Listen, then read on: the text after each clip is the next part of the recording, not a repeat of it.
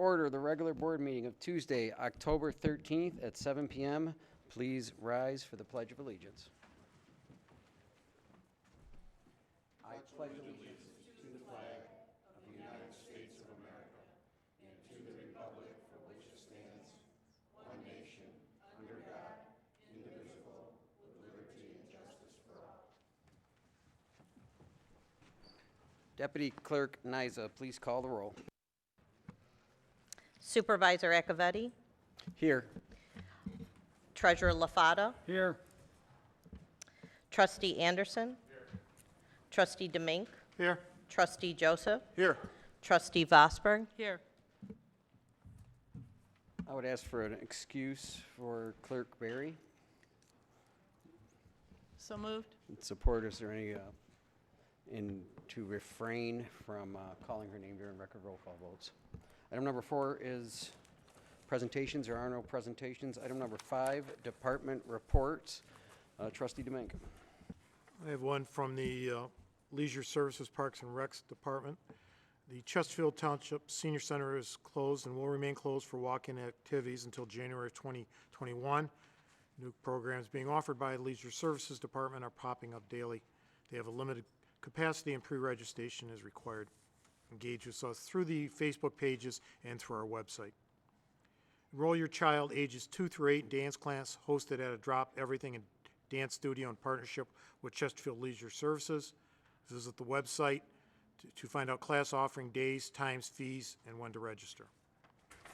And lastly, karate and taekwondo are coming your way. Use Academy and Genbukai Karate, hopefully I pronounced that correctly, facilities are open and ready to kick it in gear. Register for these sessions, offered through Chesterfield Leisure Services and beginning in November. Sign up online at parks.chesterfieldtownship.org. Face masks are required to enter the indoor facilities. Thank you, Mr. Supervisor.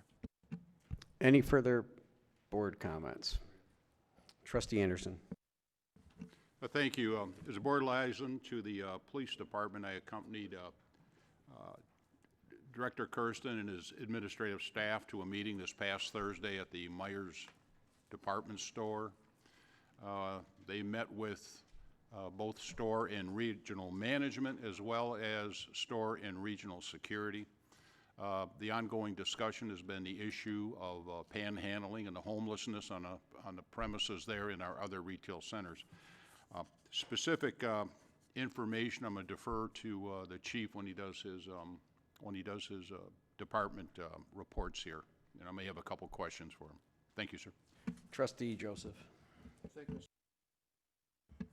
Just wanted to bring the board up to date. I'm not too sure what we're going to do with regular agenda item A, if that's something that we will kick until Clerk Barry is with us. But I did want to make mention of the fact that our Cannabis Committee did meet on the 28th, and we went over and discussed the legal opinion, the legal sort of feedback that we received specifically as it relates to the Township Board's decision to just completely opt out and what ramifications that could have. The committee wanted to make a presentation to the board to go over some of those findings, and we had contemplated, and as you can see, it's on the agenda tonight. I suspect that it might be wise to kick that for 2 weeks until the other co-chair is here, and we can deliver together what the findings of that board are. The other committee report that I have for you comes from planning. We received another modified version of the master plan. We've been talking about the master plan for some time. We got a more concrete timeline, and the master plan will come to the Planning Commission for the final draft before it is then sent out to the communities surrounding our township for review. There's a 63-day process that allows neighboring communities to comment or add on or make suggestions to our master plan. There's some very interesting things in the master plan that I think you'll all be very excited about. A number of things involving the way our township is growing and where that growth could and should be best served. So the north end of the township, I guess In summary, I would say it's a complete opposite of what we did, say, on 23 Mile Road. As we look to go to the next main thoroughfare, east and west, which would be 26 Mile, the mixed-use residential, the inclusion of bike paths and non-motorized paths, businesses that are within walking distance of the residential areas that they serve, some very innovative and exciting ideas. One of the things that the committee focused on was to be inclusive of how we pay for these things, to make suggestions to the board with regard to how we pay for some of the ideas contained in the master plan. That would be a mixed sort of public-private partnership, and some really exciting things that I think you'll all enjoy. That will be coming to the board soon, at least the draft. It will make its way to the next Planning Commission meeting for the final draft, and then our next board meeting, I believe, could be at the end of this month. It may be the first meeting in November. Ultimately, the next board will receive and accept the master plan because we will be outside of the 63 days. Last thing was just a comment. I'm looking forward to the chief's presentation. I wanted to thank Trustee Anderson and Trustee DeMink. I know this isn't your committee in terms of liaison to the police department, but issues involving the police department are certainly something that you care very deeply about. This issue that we've been dealing with the increased homeless population and panhandling and so forth, something that you guys have been working on for months. I do appreciate that very much, and thanks to the chief for taking these meetings and meeting with Meyer Corporate to deal with some specific issues. So appreciate you both. Thank you. Director Kirsten, I believe, was going to come up for a department report. Yes, so in light of what Trustee Joseph just echoed and said, public safety's been experienced over the past few months, particularly with COVID. Issues of panhandling in various retail parking lots, loitering, and sometimes accosting some of the patrons of those locations.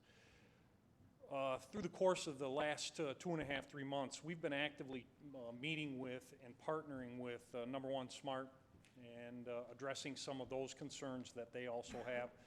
Recently, what was brought to the podium at last board meeting, we had reached out to a lot of these corporate entities that are in the township and asked to partner with them, see what we could do to sort of mitigate some of the problems of what I had mentioned, particularly panhandling, vagrancy, costing some of the customers coming and going. I will say that all the corporate entities are more than willing and have reached out to us, and we have ongoing discussions with them. We have a problem with, a social problem with homelessness that is sort of migrating its way north, particularly in our community. It's problematic. We are trying to manage it, mitigate it the best we can, provide services to those in need, along with these entities that they're also trying to, on their part, struggle through it. One particular entity we met with, I did invite Trustee Anderson, because he is the liaison, to sit with us, see if he had some private solutions that he could help out with, sort of make him aware of what we're dealing with in the public safety side. And the meeting that we had was definitely a benefit to all. Open lines of communication again through all the vendors, and we're really trying to work on a solution to how we address this problem that's not going to go away quickly. Trustee Anderson? Yeah, thank you. Thank you, Chief. I know during that meeting it came up, or what seems to be some of the issues, if a patron is, okay, I'm a parent of two adult children, females, and a wife, so I'm concerned about what happens in our retail centers. I know during the noon news this past week, there was a entertainer in Oakland County, apparently allegedly shot several times. First thing he did is went online, they showed it at the news, and did a Facebook presentation talking about being shot and everything else. And my question would be, the way social media, it seems to be the new reality here. I wonder if anyone else is familiar with that. Did he call the police first? Was this after he made a police report? Or was it just, I'm posting this because this is the new headset, you put everything on there?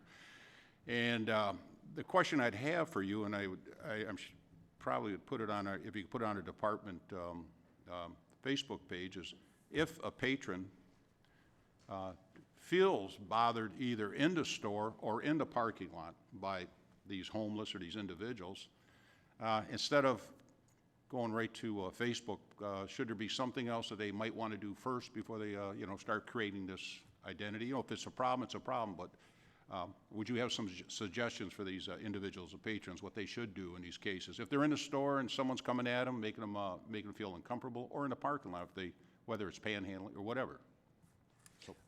Yeah, so that's one of the connections that we're trying to improve on. Inside the store, obviously, it's the store responsibility, and their loss prevention is very mindful of managing that on-premise negative contact. What we're seeing, the disconnect on our side, and as you pointed out, once they're in the parking lot, they dial 911 and we respond to the cell phone call. The store entity doesn't really know that we were called, or that victim in the parking lot was accosted or solicited, or there was some sort of illegal act that took place.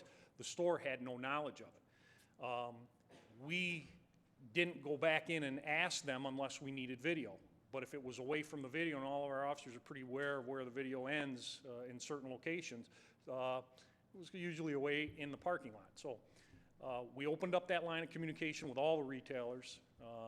We now will inform them, and just a small piece, 2 board meetings, you approved us on online reporting, which allows an open window and access to these retail loss prevention agents that now get to look in, and we will send them notices of such an event that occurs on their property, whether it be in the store or outside.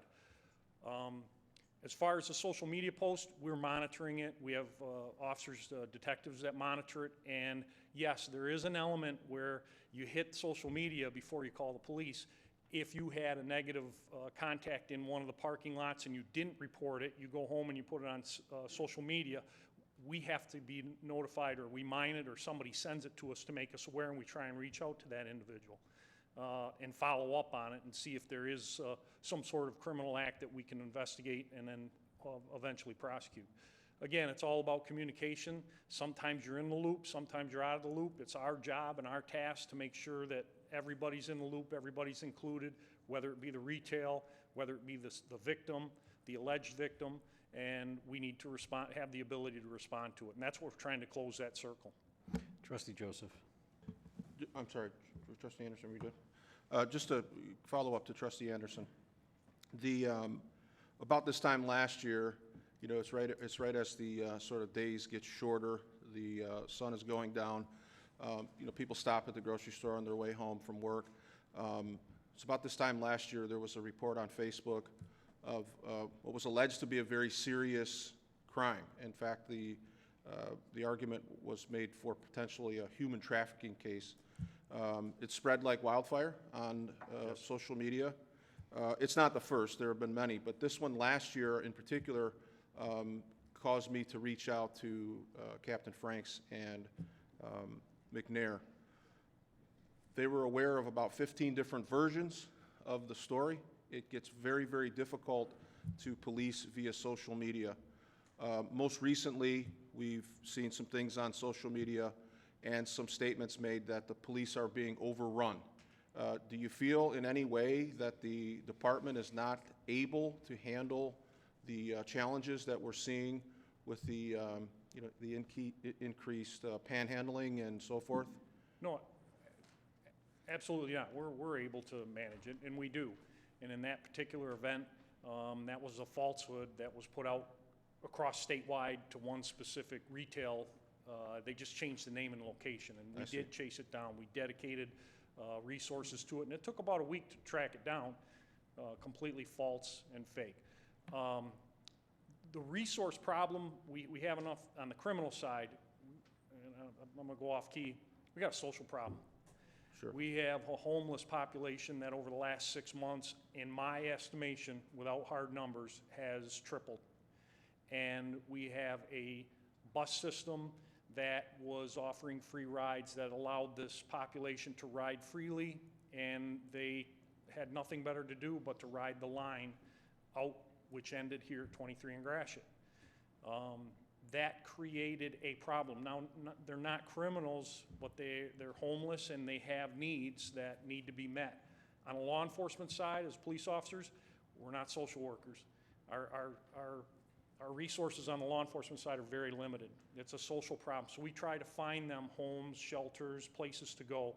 When you have large care facilities that are shut down and won't take anybody in, they're basically left to fend for whatever they can get, and unfortunately, it's along our retail corridor. Well, we also have, I'm sorry, just one more. We also have in that population a lot of mental health issues, and I know Trustee Absolutely. Vosberg can speak to that with her work with community mental health. It becomes difficult to police because you're dealing with a population that is without means. They're a large contingent of homeless individuals, a lot of mental health issues, and it doesn't negate the fact that if our residents aren't feeling safe, I appreciate the work that is being done to work with the store, to work with the regional manager. The individual that's been over at Meyer, I've known him for years, is a great community partner, somebody who consistently donates to our police's open house and other community events. So I hope we have a relationship there where we're not attacking our friends and we don't have individuals, taking issue with corporate, because they do monitor the social media, and anytime any of those retailers are tagged, they suffer a hit as well. Sometimes it can be a little unfair to make these claims. They tick up a bit at campaign time. It's been the case since I've been on the board. We see these stories and then individuals who will fix the problem, of course. But by and large, what I would like to see is the continuation of our relationship with these great retailers. And maybe Trustee Vosberg could speak about some of the remedies potentially for mental health. And one additional suggestion to you, Trustee Demink. On the Parks and Rec Commission, we have an individual who has donated services. Doreen Hankins, who runs Detroit Arms, is an individual that I think maybe we should reach out to. She runs wildly popular self-defense courses, particularly for women. And in addition to the firearms training, she just offers basic safety lessons, something that perhaps our Parks and Rec could incorporate in their winter programming.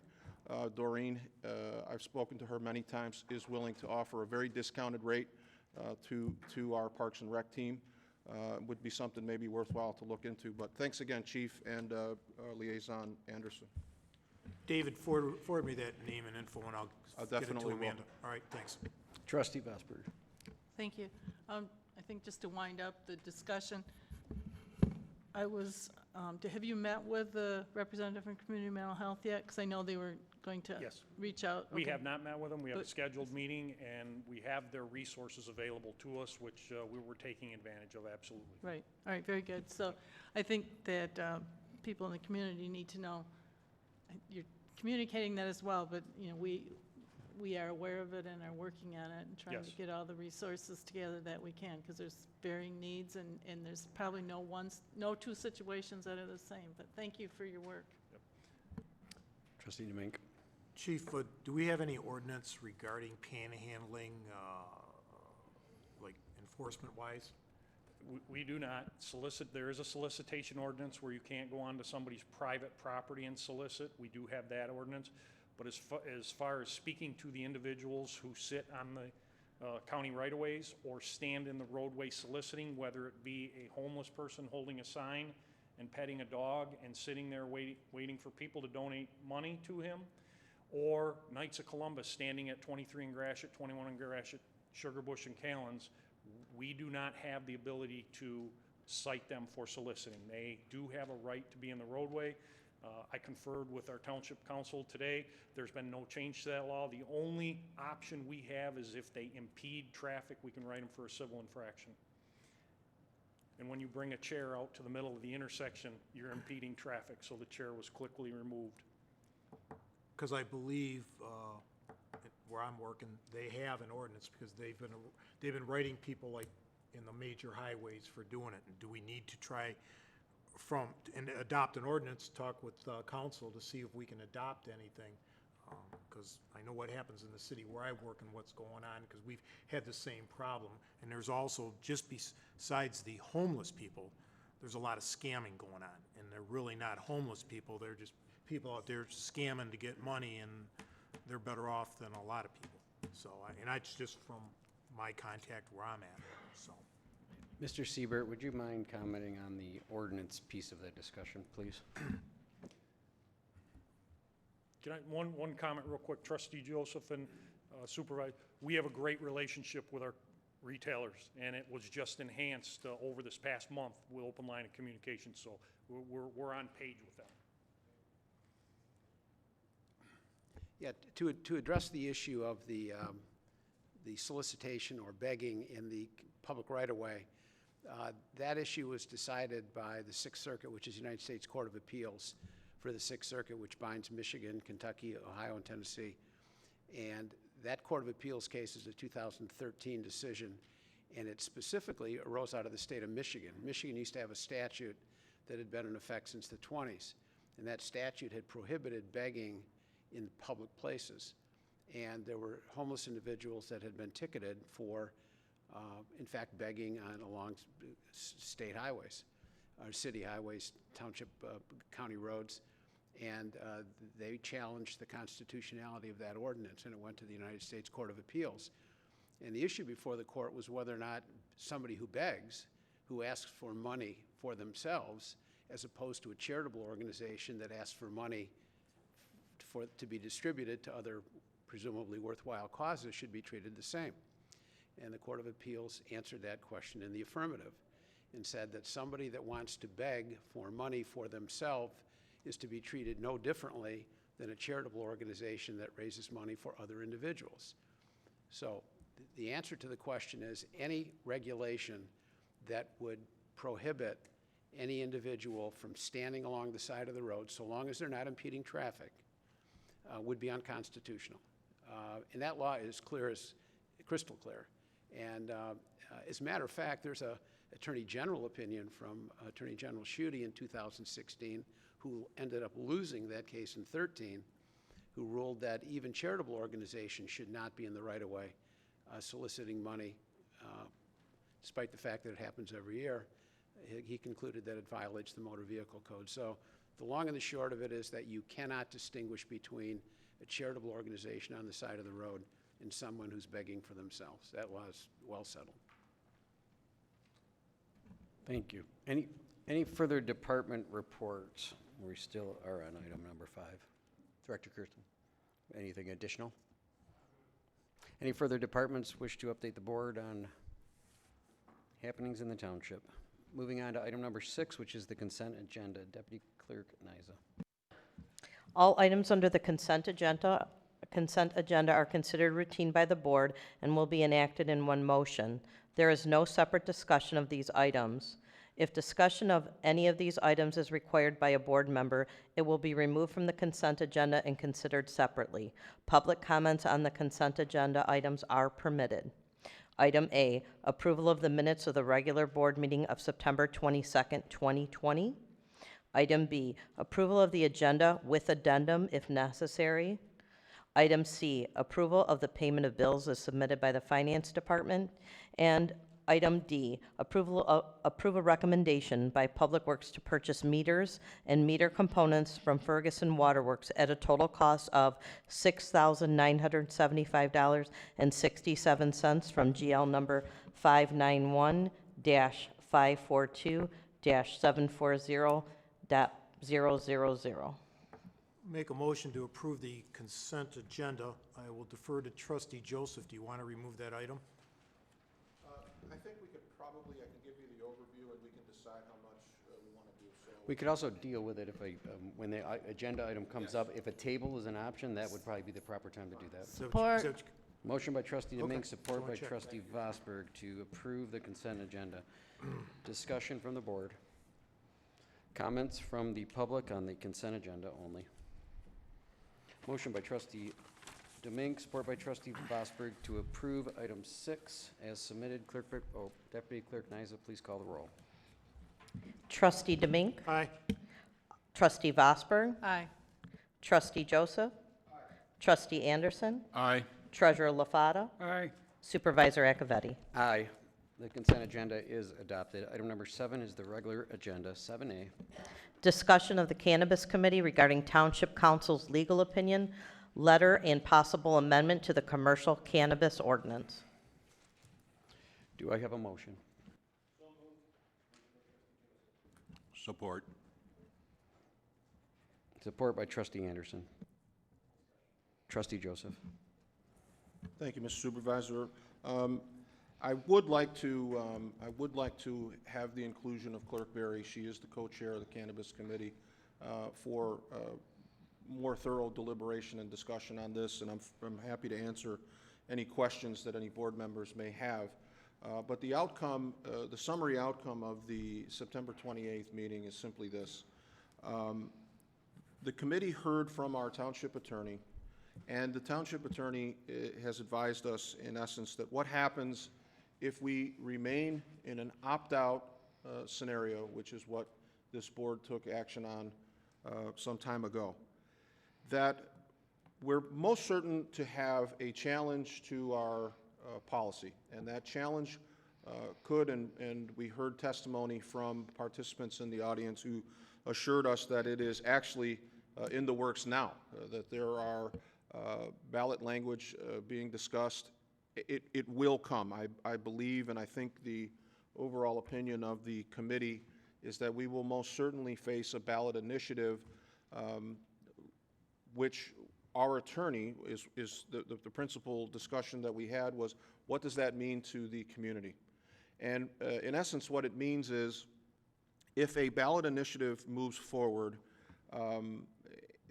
and we can get into more discussions in the full presentation about what that looks like, but it's a fairly easily satisfied threshold to bring the ballot initiative forward. It has to do with the percentage of individuals who voted in the last gubernatorial. By all accounts, it is a very easy threshold to meet. And in essence, what would happen is that a group of individuals or organization would bring forth a ballot initiative that simply says, we would like to have Chesterfield Township unlimited dispensaries, or unlimited grow operations, or really whatever the request is of the ballot initiative. If the ballot initiative goes to the voters and is approved, the township, in essence, then is reduced to a simple zoning and planning as we would any other request. So it's not an approval of, say, the site plan, but we would lose tremendous ability to work cooperatively with individuals and review options that we thought might work better for our community. So the concern is really, do we have an interest in examining something other than our current policy, something other than our current opt-out? The very wise advice, and it wasn't really a blueprint at all, but the discussion that we had and the feedback from Attorney Siebert was really the board needs to make a decision about whether they would like to do something different than what we currently have in place. Because if it is the intention of the board to do nothing and simply say, we have an opt-out and I'm content with that and I'm not interested in changing that unless the voters decide, that would be the place to start. That would be the discussion to have among the board, because without a simple majority on this board, without 4 individuals coming forward to say, I think we should revisit our opt-out position, there's really nothing to discuss. The number of dispensaries, where, grows, things like that, it's irrelevant. It really won't matter if the intent of the board is to remain in the opt-out status. So In talking with Clerk Berry, I know we were contemplating bringing forth a motion today. Obviously, I know that she would like to weigh in on this, and I don't know the full details surrounding her absence tonight, but I assume she would like to be here if she could. So I'd be happy to answer any questions that the board may have or feedback from the audience as well. But Mr. Supervisor, I think I would like to continue this discussion until Clerk Berry has returned, and I suspect that would be just a two-week table. So but maybe before making that motion, I'd be happy to answer any questions that the board may have. I know I had Treasurer LaFata who wanted to speak to it, and it is just discussion, so even a table of this item would look a little funny there. Maybe it's a continuation at the next Very good, board meeting, or a table, so it just Sure. automatically pops back up. Sure. And I do think that is, this is gonna require a whole lot more discussion. I agree with that direction. Treasurer LaFata. It's more of a question based on some of the aspects that Trustee Joseph just mentioned. Evidently, Clinton Township, from what I understand in Port Huron, have already been served, and there's going to be ballot initiatives for marijuana growth and sales and whatever else there is involved in their ballot petition. My question is to Trustee Joseph, where is the risk for continuing to opt out or a ballot initiative or for middle ground? Because I'm assuming that a ballot initiative, somebody could say, I want 6 grow houses and 4 retail establishments. And if that passes, then that would be what would happen in the township based on appropriate zoning. If we opt to create our own negotiations, there's more control where we might be able to limit the number of grow operations and retail establishments. So I'm just trying to understand where the board has the biggest or the best way to control this in the township. Is it by opting out? Is it by letting a ballot initiative happen? Or is it by trying to work out some kind of common ground? Yeah, so I think if Mr. Siebert wants to weigh in on this, it probably wouldn't hurt. But in general, what we were talking about at the committee, of which Mr. Siebert was a part, is exactly that. You're talking about risk, and we tried to look at both sides. So the risks associated with tend to lean into a I don't like marijuana or I do like marijuana sort of argument, which the Cannabis Committee really looked the opposite way, and that was to simply say, if it's a legal product and it's a business like any other business, we have a position here on the opt-out which does bring, it invites a certain level of risk in terms of being able to manage the number of licenses, the types of licenses. One of the interesting discussions that came as an offshoot of that is we could, as a board, decide to entertain something other than the opt-out.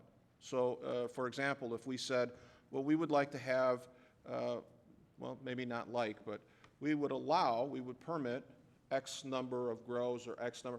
We're not immune at that point from a ballot initiative just because we amend our opt-out. We could have a group or individuals who say we're not satisfied with that and therefore we're going to go forward with a ballot initiative. So the risks associated with both were heavily discussed. I think the committee felt like the best position to be in first would be to decide, one, if the board wants to do anything other than what we're doing, and then what does that look like? Because there is a real downside to the ballot initiative process as it relates to control over where, what, how, who, and all of those types of things. So I hope I didn't botch it, but I think that was the kind of the summation of our discussion. No, I think you summarized it accurately. Thank you. I would expect, is there any further comments from the board?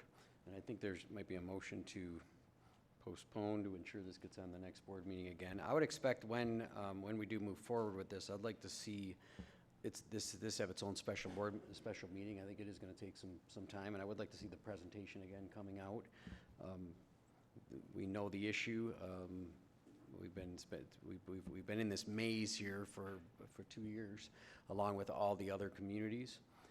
The ballot proposal option is out there, and it's something that we're gonna have to deal with. So I would expect a full-blown special board meeting, and if there is a motion to postpone this item, so it pops back up on the next meeting, I would entertain that now. Supervisor, there would be no, continuation of the discussion, the regular agenda item would not negate a special board meeting if we decided to also schedule a separate board meeting. So I would like to make the motion to continue the discussion associated with regular agenda item 7A and for 2 weeks. Amended motion by Trustee Joseph to basically ensure this item is on the next board agenda in 2 weeks. Is there support? And continued support by Trustee Anderson. Discussion, and then we'll bring it up for a vote.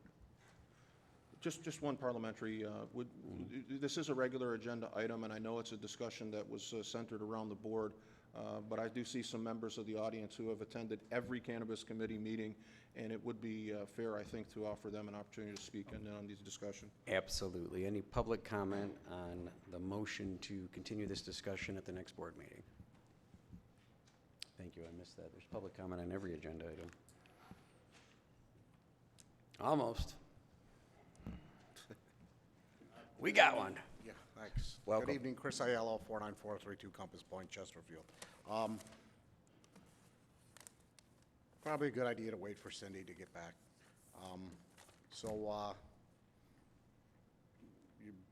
You're right up. You gave words of wisdom, either yes or no at the next meeting. And so 2 years is right. I feel like I should have a bed and a couch in here by now after 2 years. So 2 years has been long enough. We're all educated. We're all smart people. We know what points of where we fall on this spectrum at this point.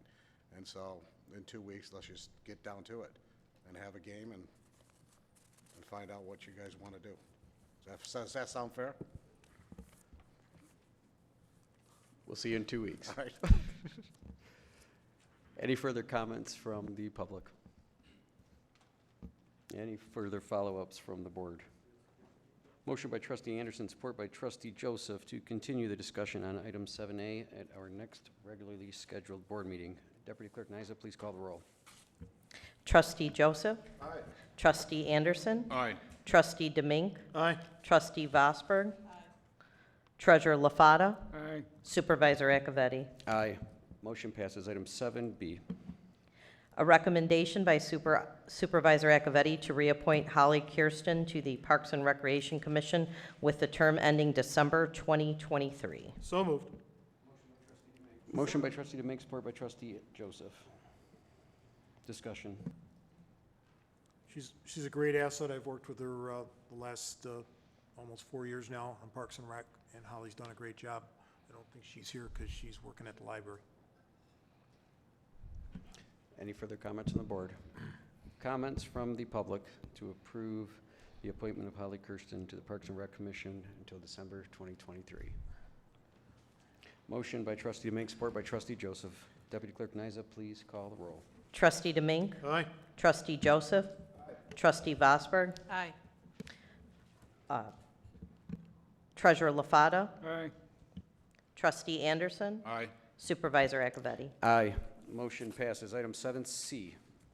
Establish trick-or-treat hours in the township on Saturday, October 31st, 2020, from 6 o'clock p.m. to 9 o'clock p.m. So moved. Motion by Trustee Demink. Support by Trustee Joseph. Discussion. There will be trick-or-treating. Comments from the public. Motion by Trustee Demink, support by Trustee Joseph to approve item 7C as submitted. Deputy Clerk Nyza, please call the roll. Trustee Demink? Aye. Trustee Joseph? Trustee Vosberg, Aye. Trustee Anderson, Aye. Treasurer LaFata, Aye. Supervisor Acciavatti. Aye. Motion passes. Item 7D. Request by the Clerk's Office to review and discuss Chapters 1 through 34 of the Township Recodification. Do I have a motion? So move. Motion by Trustee Anderson, support by Trustee Vosberg. Good evening, board members. Usually I don't do this, but I have prepared something I would like to read to you tonight. Trustee Vosberg called me prior to the meeting and asked me a question, and I thought to myself, I read over the introduction and the package that we had prepared for you, and I don't know that we included everything in it. So this project has taken a lot of time. There's been a lot of people involved in it, and is that any better? I'm sorry, thank you. I just want to make sure that I cover more of the particulars, so if you'll just bear with me, I just want to read something and then we can go to questions. Is that okay? Okay. This project was actually started in 2016. At that time, in 2016, we entered into a contract with General Code to update our code of ordinances. The process we followed began with us sending to them our code as it stood in 2016. They reviewed this for consistency throughout different parts of the ordinance, updating references to their most current publication and cleanup. After their review, they submitted to us a binder with the concerns they had with our current code. That binder is where I got the questions from that I presented to you in the packet. They gave us the questions that were posed, and they generally came with options for our response. We could choose to leave our code as it stood, we could choose to revise it upon a suggestion that they made to us, or we could suggest something of our own to revise it to. Our job was to take those questions and return solid answers that had been investigated with department heads that were most familiar with the subject. On that note, as I'm thinking of it, I do want to thank all the department heads. They were great. Everybody answered me, sat down with a lot of them. A lot of them would just email me back their answers, but I appreciate them all. Since that time, the board has addressed many of the substantive changes that were reviewed in the questions submitted by General Code by adopting amending ordinances to reflect those. This fact will affect one of the responses that were initially made in that binder that I gave you, which was, do we want a totally new code or do we want to adopt simply code revisions? Back in 2017 when I started on this, we had not made all of those changes yet, the amendments. We were going to just request a totally new ordinance, and now we're going to request one amendment to the code. As we begin this discussion, I'd like to point out just a couple of things. First, there are no policy decisions this board has to make. We're strictly dealing with updating, cleanup, and consistency of the Code of Ordinances. There are still two chapters, both Chapter 58, which is Land Division and Regulations, and Chapter 64, which is Utilities, that will require additional substantive changes, and those will be brought before the board separately. Next, should you have any question at all, you may call any of the department heads, and I'm sure they'll be happy to help you. You can also call Attorney Anderson, who has been amazing on this project. Some days I'm sure I call her 7 or 8 times a day, and she's always been great to help. The last thing I want to do in this little review is kind of go over the scheduling. There's a lot of different steps. As I said, we've been working on this for well over 2 years. We finally bring it to you guys. So this is how it should go. At the first meeting tonight, we'll be reviewing the first half of the questions from General Code and our code through Chapter 34, Environment. At the end of tonight's discussion, a motion would be in order to approve the changes that are recommended in those chapters that are presented tonight. At the next meeting, that we bring the second part back, hopefully at the October 27th meeting, we'll be reviewing the code starting at Chapter 34, which is regarding fire, and going through Chapter 72, which is regarding waterways. We were originally, when this started, going to also be reviewing Chapter 76, which is a zoning ordinance, but that has already had a major change, so we didn't have to review that. We've left this out of this review. At this time, I will prepare the completed set of questions, what you folks have approved at this meeting and the next meeting, what you're satisfied with. If there's any big changes that I brought to you that you don't like, we can address those tonight. Then I'm going to be taking all of those answers, answer the questions in the binder, submit the ordinance amendments that we've made, any other documents that we may need. I'll be sending those to General Code. They will be putting together a final draft. That final draft is then going to come back to you folks, and you're going to have to look at that. We don't know how long that draft is going to take to come back. I'm hoping not too long. Once you folks look at that draft, you're satisfied that we've addressed all the changes that you've talked about, that we reviewed in here, that the department heads suggested, that the attorney approved, we're going to be sending that back to General Code. At that time, they're going to prepare a list of the changes that we've agreed upon. We are going to give that list to our attorney, and they're going to compose a public notice that will cover all the changes that you folks have made. As these are changes to the regulatory portion of the Code of Ordinances and not the zoning ordinance, they will be required to follow, they will need to follow required procedure. They'll be presented at one meeting for their introduction and first reading, and a public notice will be posted in the Voice newspaper. They will be presented at a second meeting for a second reading and adoption. Again, there will be a notice in the Voice newspaper. This ordinance will be considered effective after 30 days of publication. And I cannot tell you how much I'm looking forward to that day. So on that note, if there's any questions, I will try to answer them. And if I can't do that, I will find the answer out for you. Questions from the board or to Clerk Greenia? Trustee, we'll start with Anderson, then go to Joseph. The Trustee Joseph. similar process is occurring with planning in terms of the review of all of our ordinances, and the Giffords-Webster's team is kind of leading that sort of ordinance audit, if you will. And the presentation that was made to the Planning Commission members were that there's a cleanup, if you will. There are some language and there are some just housekeeping administrative changes that are being made before there's anything that requires a vote or a sort of a legislative action, if you will, then come to the board. Sounds like you're doing the same process here. Exactly. It is simply just a more organized, cleaner version of the code, and any amendments that are made don't substantially change the spirit or the enforcement of the code. That's correct. Okay. Just really can't stress strongly enough how difficult that process is, and I'm glad that Attorney Anderson is with you, because Me too. in our planning discussions, we get into a few areas where we go, wait a minute, are we sure that's a cleaning issue, or does that substantially change? And thankfully, we haven't had any big ones, but they can run into real problems from a legal perspective. So I assume these are things that you're watchful for, Ms. Anderson. She's looked at everything. And that's true. And even though these are house cleaning issues, they will still be amendments to the code, and they'll be done so in an ordinance adopted by this board, just like every other regulatory ordinance. So once you guys have approved these changes, that'll go back to the general code. They will prepare a list of all the changes. We will put that into ordinance format for review and approval by this board. So there'll be no changes made to the code, housekeeper or otherwise, until you approve it. Just one suggestion. The reason I raised the parallel procedures is one of the suggestions that we had on the Planning Commission was when it's presented to the board in a binder like this, it's a little bit easier to see how a mistake or an area is not particularly caught.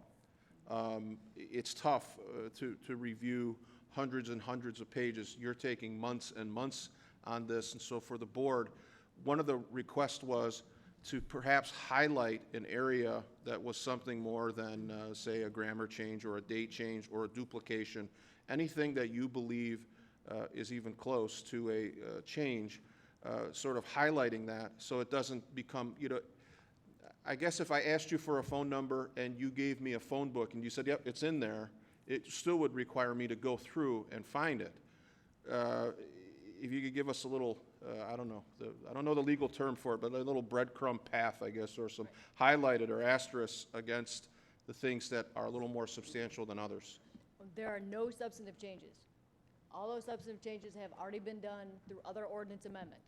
Great, So there are absolutely no substantive changes in this process. thank you.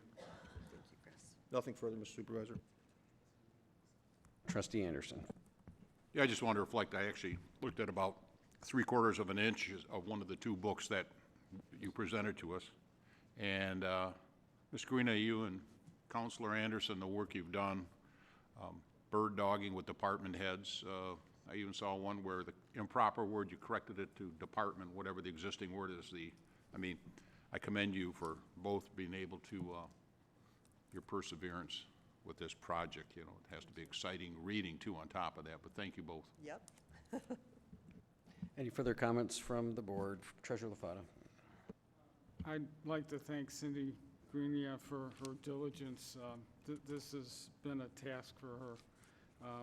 She gave me a book, and I think I went through it little by little over a period of And I probably appreciate that. 4 months. And all I could do was put in common sense questions that were answered by either Cindy or our legal counsel. I know there's been a lot of tedious time put in this thing, and I don't take it lightly. There was a lot of work in there. And it wasn't fun work. To me, it was I'll honestly say, to me, it was a boring task, and I don't think it was any different for you. Wasn't that bad, So, but like I thank said, you. I think everybody should be aware of the job and the tasks you took on to complete. Thank you. Thanks. Thank you. Any further comments from the board? Any comments from the public on item 7D?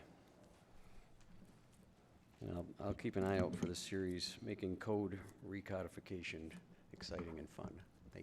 Thank you as well, Clerk Greenia. Motion by Trustee Anderson, support by Trustee Vosberg to approve item 7D as submitted. Deputy Clerk Nyza, please call the roll. Trustee Anderson? Aye. Trustee Vosberg? Aye. Trustee Joseph? Aye. Trustee Demink? Aye. Treasurer LaFata? Aye. And Supervisor Acciavatti? Aye. Motion passes. Thank you, and thank you, Thank Ms. you. Anderson. Item 7E. Approve a recommendation by Planning and Public Works to purchase 13 10.2-inch Wi-Fi-only iPads and one 12.9-inch iPad Pro from Apple at a total cost of $4,905 from GL number 101-373-740, and 5 10.2-inch unlocked 4G-capable iPads from Verizon at a total cost of $1,799.95 from GL 591-441-740. Do I have a motion? Motion by Trustee Demink. Support by Trustee Vosberg. We have Assistant Director Johnson and Director Palin here. Welcome. Yes, good evening. So these tablets are going to go obviously a long way for both departments. While both of them were under $5,000 each department, we felt it was most fair to come forward with as one project. So since they're all iPads, and it went over $5,000. So we wanted to come to the board for that. So from the Public Works perspective, we're looking to add 5 additional tablets to our arsenal.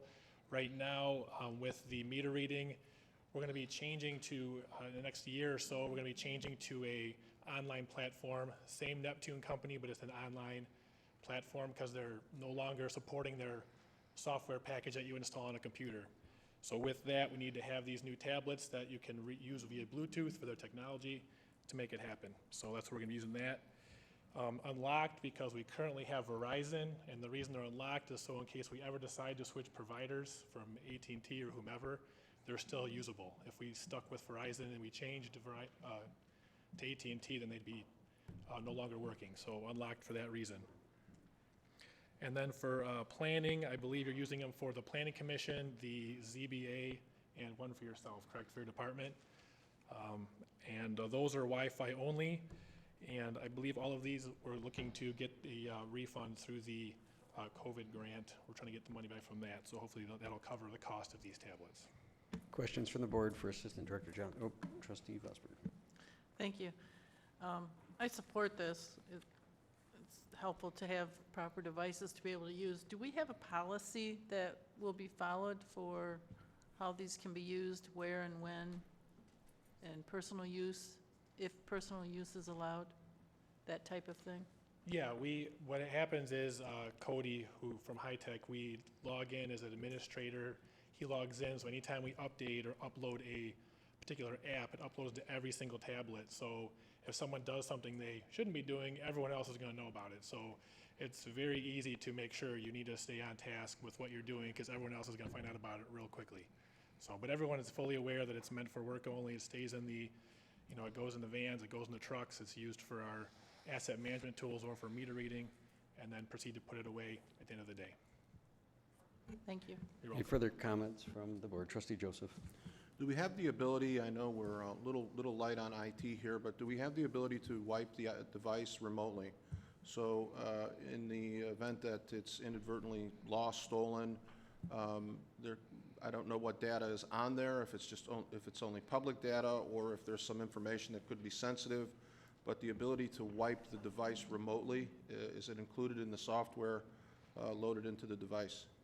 I'm not sure. I'm sure I can find that out, but I know that every device or app that we use is password protected. So in order to get to whatever you need to, not only is the tablet password protected, but every app is as well. So you need multiple passwords to get to what you need to get to. Nothing is installed on the tablet that's just open up and you can use it. So you could have a situation where a device is left unlocked and is open. I say that from experience. I've had staff. That's true. It's rare, but again, if there's any data that is on that device that is sensitive, Yeah. it's not a difficult fix. There are programs out there that allow it to be wiped. I'd highly recommend you investigate that.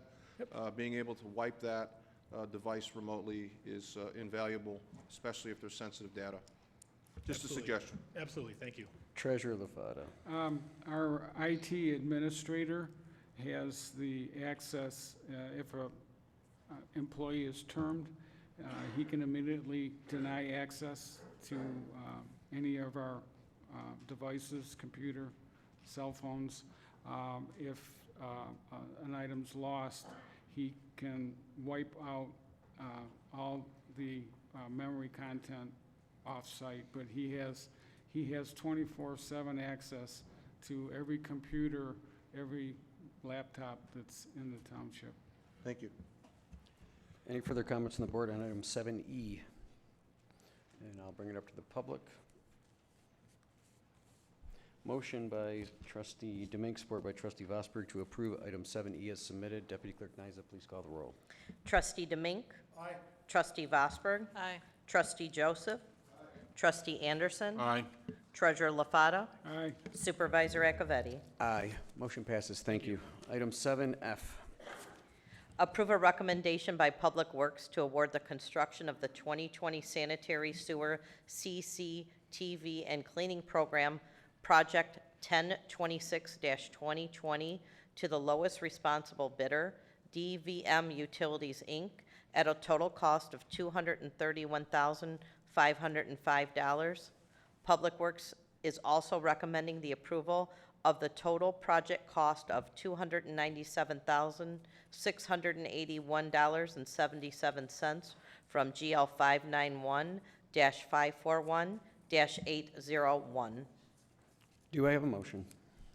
Motion by Trustee Demink, support by Trustee Vosberg. Director Coddington. This project, we're going to be doing these type of projects approximately every other year. This is part of the maintenance of our whole overall sanitary system. It is important that we do it so we find bad spots in the sewer.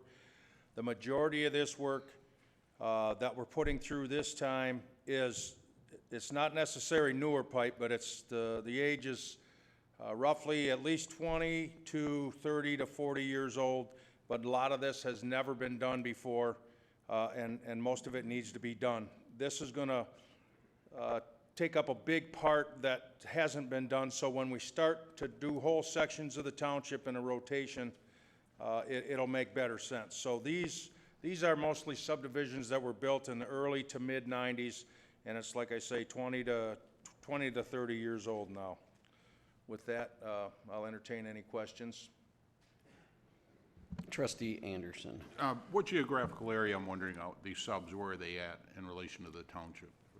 Can you see the shaded boxes? Okay, So it's more like mid to eastern side of the township, and Thank you. and some in the south. Treasurer Lefado. I looked at most of the data, and what I didn't find, and maybe I overlooked it, is besides the cleaning and videotaping, there's engineering from AEW, and I don't see a statement of work of what construction estimate cost, engineering is, contract administration. There's real no statement of work, or really what's in those buckets, because I think it's important, because we have a statement of work from AEW for engineering, construction survey, construction administration, construction inspection and material testing on another program, and I know some of these stuff, based on this statement of work, it was never done. I have instances where it was never done. It basically says that they were going to interface with utilities, telephone companies, electric, and we've had engineering issues with telephone poles being in the middle of a sidewalk. There's been in here where they're saying that they're looking at and reviewing and certifying payrolls for administration, saying that when they receive an invoice from the contractor that's doing the work, if they have construction administration, which means they get invoiced and they invoice us, which to me isn't very efficient. It's just adding more bureaucracy, but they're certifying payrolls and everything. When I broached the question of inspection for the Veterans Facility, they didn't have any documentation of their own to support it. So I'm kind of at a loss to want to move forward. I know the program's important, but without a statement of work of what we're getting for probably another $60,000 from AEW in a defined scope, I'm kind of leery, because I don't know whether this is zig or zag. To me, this is an important part of it. It's a lot of money. I understand. The documentation will be done, and we will receive it. We work with them. I will say that these numbers are the extreme numbers. Some of this will be done by us, so these numbers will come down. For instance, some of the observation and the record keeping on our end. This is just like the worst scenario if we don't have the manpower available to help at the time. I know, but without a statement of work and without it being defined, there's the risk of whether the township's responsible for it or AEW is responsible for it. And when there's a failure, it's very difficult, because it's not defined when the project is awarded. And that's a risk to the township. I understand your concern.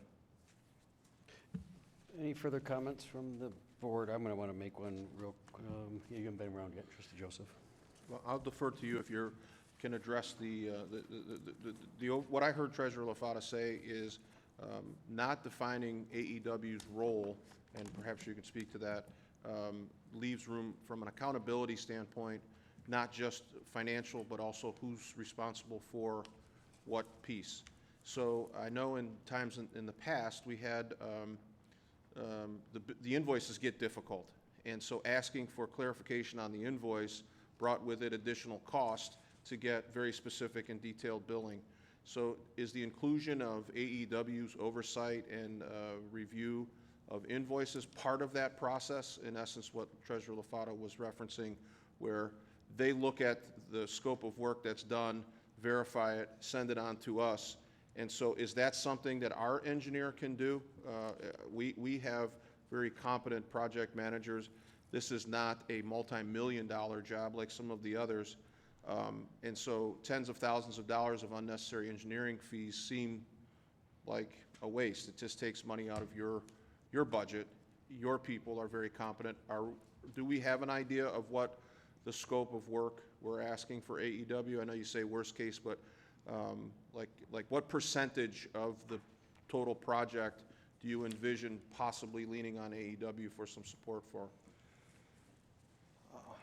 To give you an exact percentage, I don't know, but for instance, the contract administration is 3%. We can certainly do that in-house and wipe that right off. 3%?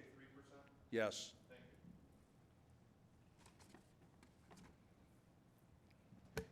Nothing further. Okay.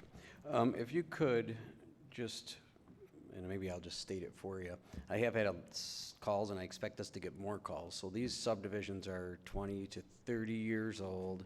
The inspection and cleaning is necessary. We'll see if there's little number 1 or number 2 cracks now that may potentially be grouted and fixed before there's a sinkhole. But in doing so, you could see anywhere on that map lines on grass, lines on pavement to locate every structure.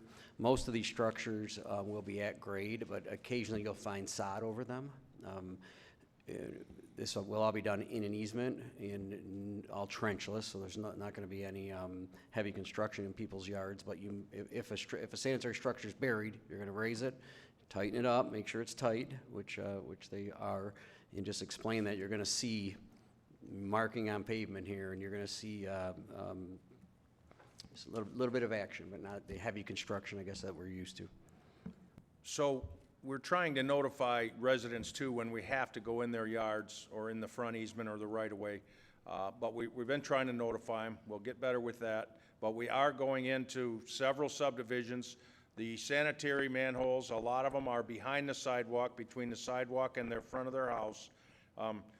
So we are up in their yards. We are exposing them. And if they are buried, we are digging them up and raising them. Anything 4 inches or more, we're sending a team out there ahead of this project with our people and trying to raise these manholes to make them easier to get into and work into and be at grade in the future. Sanitary manhole's important. Every time you need to get into it, it's always time is of the essence. If you got to dig it out, you're losing time. So it's usually a plugged main or something like that when you got to get into them. So it is important. It is part of the job. And we're excited on this project, not to change the subject, but we did get 6 bids on this, and we were very excited about the prices.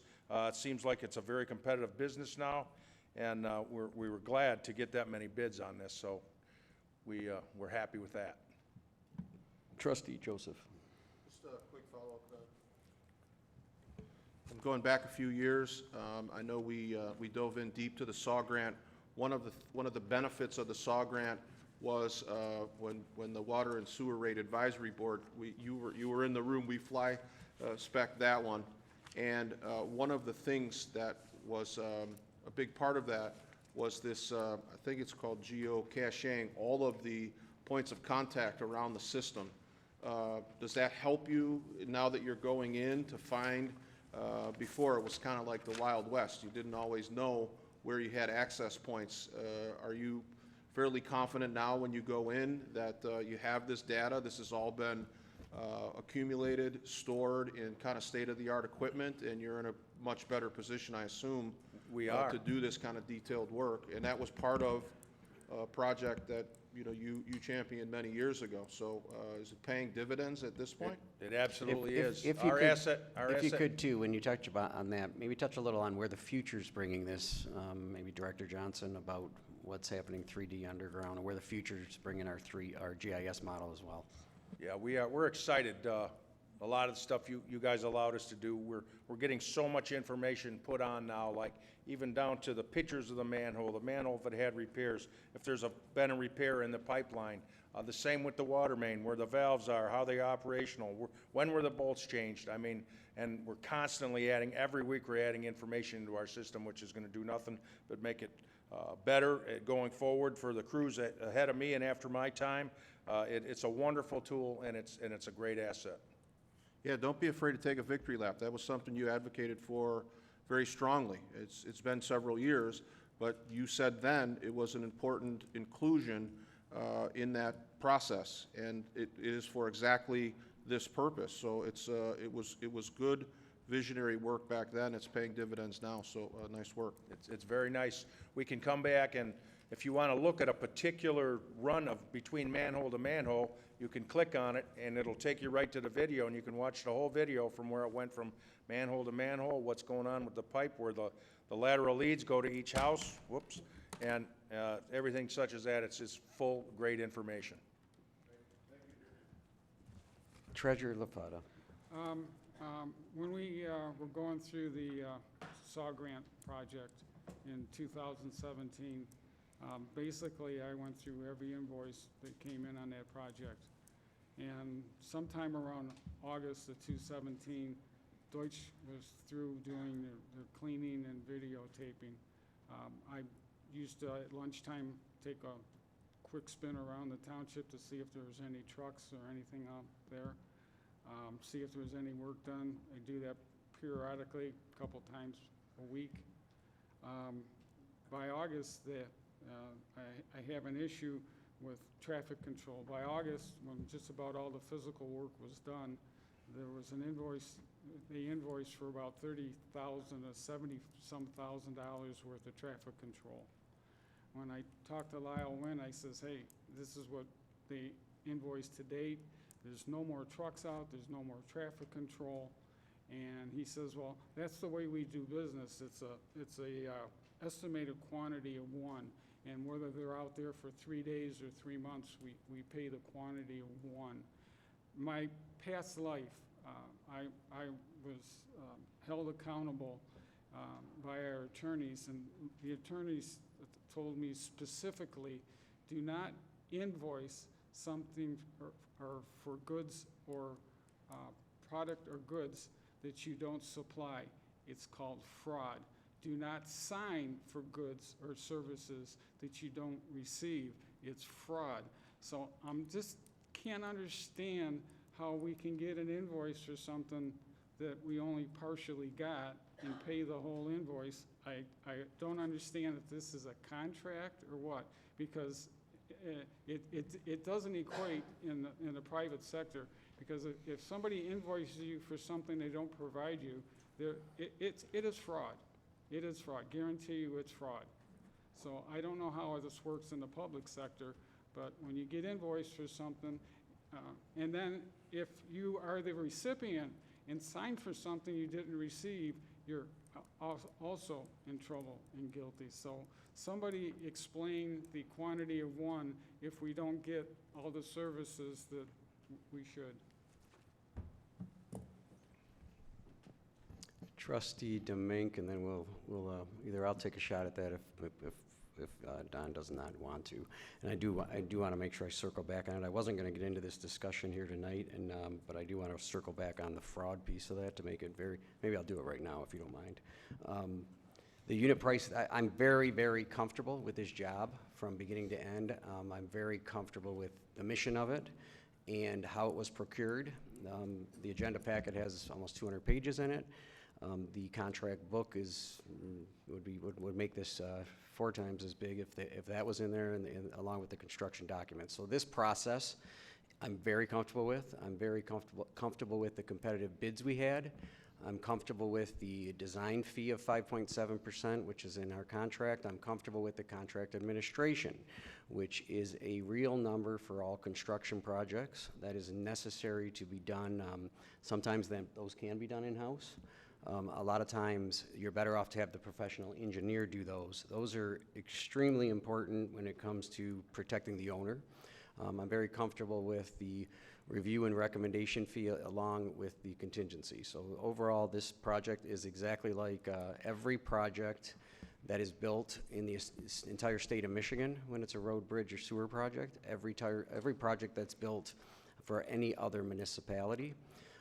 I did want to circle around on the fraud piece of that, because I know you're not alluding to, it sounds like the process, you don't understand the process, or we're not getting the process of the unit prices. So at the end of the day, you're going to have a bid. This one's got X amount of bid items. They're going to add up to a low number. That low number is $231 in this instance. You're going to sign a contract for those units. Some of those units will be one, And some of those units will be estimates based on what's going to happen in the field. For example, 100, you're going to bid concrete by the square foot. So if you put in an extra 10 foot of concrete, you know what it's going to cost you as an owner. If you put in less concrete, you know what it's going to cost you as an owner. There are a lot of items that are bid as lump sums, and they're designed like that to protect the owner. And traffic control is one of them, and mobilization is one of them. These are standard ways to bid construction projects. If you're going to provide construction traffic safety, you put a number to provide traffic safety for the duration of that entire project, and you're bound by the contract to pay that one unit. And the details of that are laid out in standard specifications in the contract book, along with more specific specifications. So I want to just make it very clear that I circle around on that fraud word that you threw out. This is exactly the way every project is built and procured with the unit price contract in the state of Michigan, county, or any municipality, and I'm very, very comfortable with that process. I'm going to go to Trustee Domink, and then I'll come back. Real quick to Director Coddington and Kevin. So when this TV cleaning and everything else, so we're going to see through the pipe where we have problems, if there's any infiltration of water leaking in, because if we find the infiltration, that also raises our rate for sewer, right? It does. So if we find there's a leaky pipe or there's a stream running into it, so when that gets into the system and it goes to the meter, it causes a rate. So this definitely will help if we find a problem and possibly lower some of our rates when it's metered, when it gets into the Detroit system. Am I correct in that, sir? It would lower the bills, yes. Yes, because there's not the Absolutely. infiltration, the extra water. So Yeah. that's what this all does, is look for the breaks, or if a pipe's bad and you're getting groundwater in. This is how you find them, how you find the bad spots, by TVing it. Okay, thank you. Any further comments before I come up around to Treasurer LaFata? I'm not against this. I know it's important. The only thing is, it's important to define a statement of work, because without, being really confident in how it goes, doesn't really define the responsibility between our engineering, our consulting engineer, and the Township Water Department. And I think it's very important to define it. And I don't see any reason why we could not wait 2 weeks to define this. The other thing is I would like our legal counsel to explain to me why in the public sector we can pay for something that we don't get, and it's not considered wrong or illegal. It just doesn't equate in my world. But there's nothing wrong with this project. The only thing I would like is, because if you look at engineering, you got engineering down here, and the scope of work for engineering is providing the specs for project quotes, everything else. This is, a lot of this engineering has already been done at a previous approved cost. So I'm just really confused, and I'll bet you nobody could tell me right now exactly. I've got a list of what AEW's put in a past project, what we're getting for engineering on this project. And I would like it defined, and I don't see a reason why it can't wait 2 weeks to define it. It's not the end of the world. It puts the responsibility where it belongs. And I know that Supervisor Acciavatti says, well, we add and we subtract. Well, this project, supposedly, if it was an engineering project, that we have detailed drawings of these sewer lines that we're looking at going through and cleaning.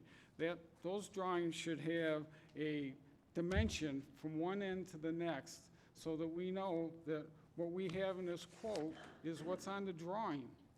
We should be pretty close to being accurate, but we still have a contingency in here which tells us we have doubt in our engineering accuracy.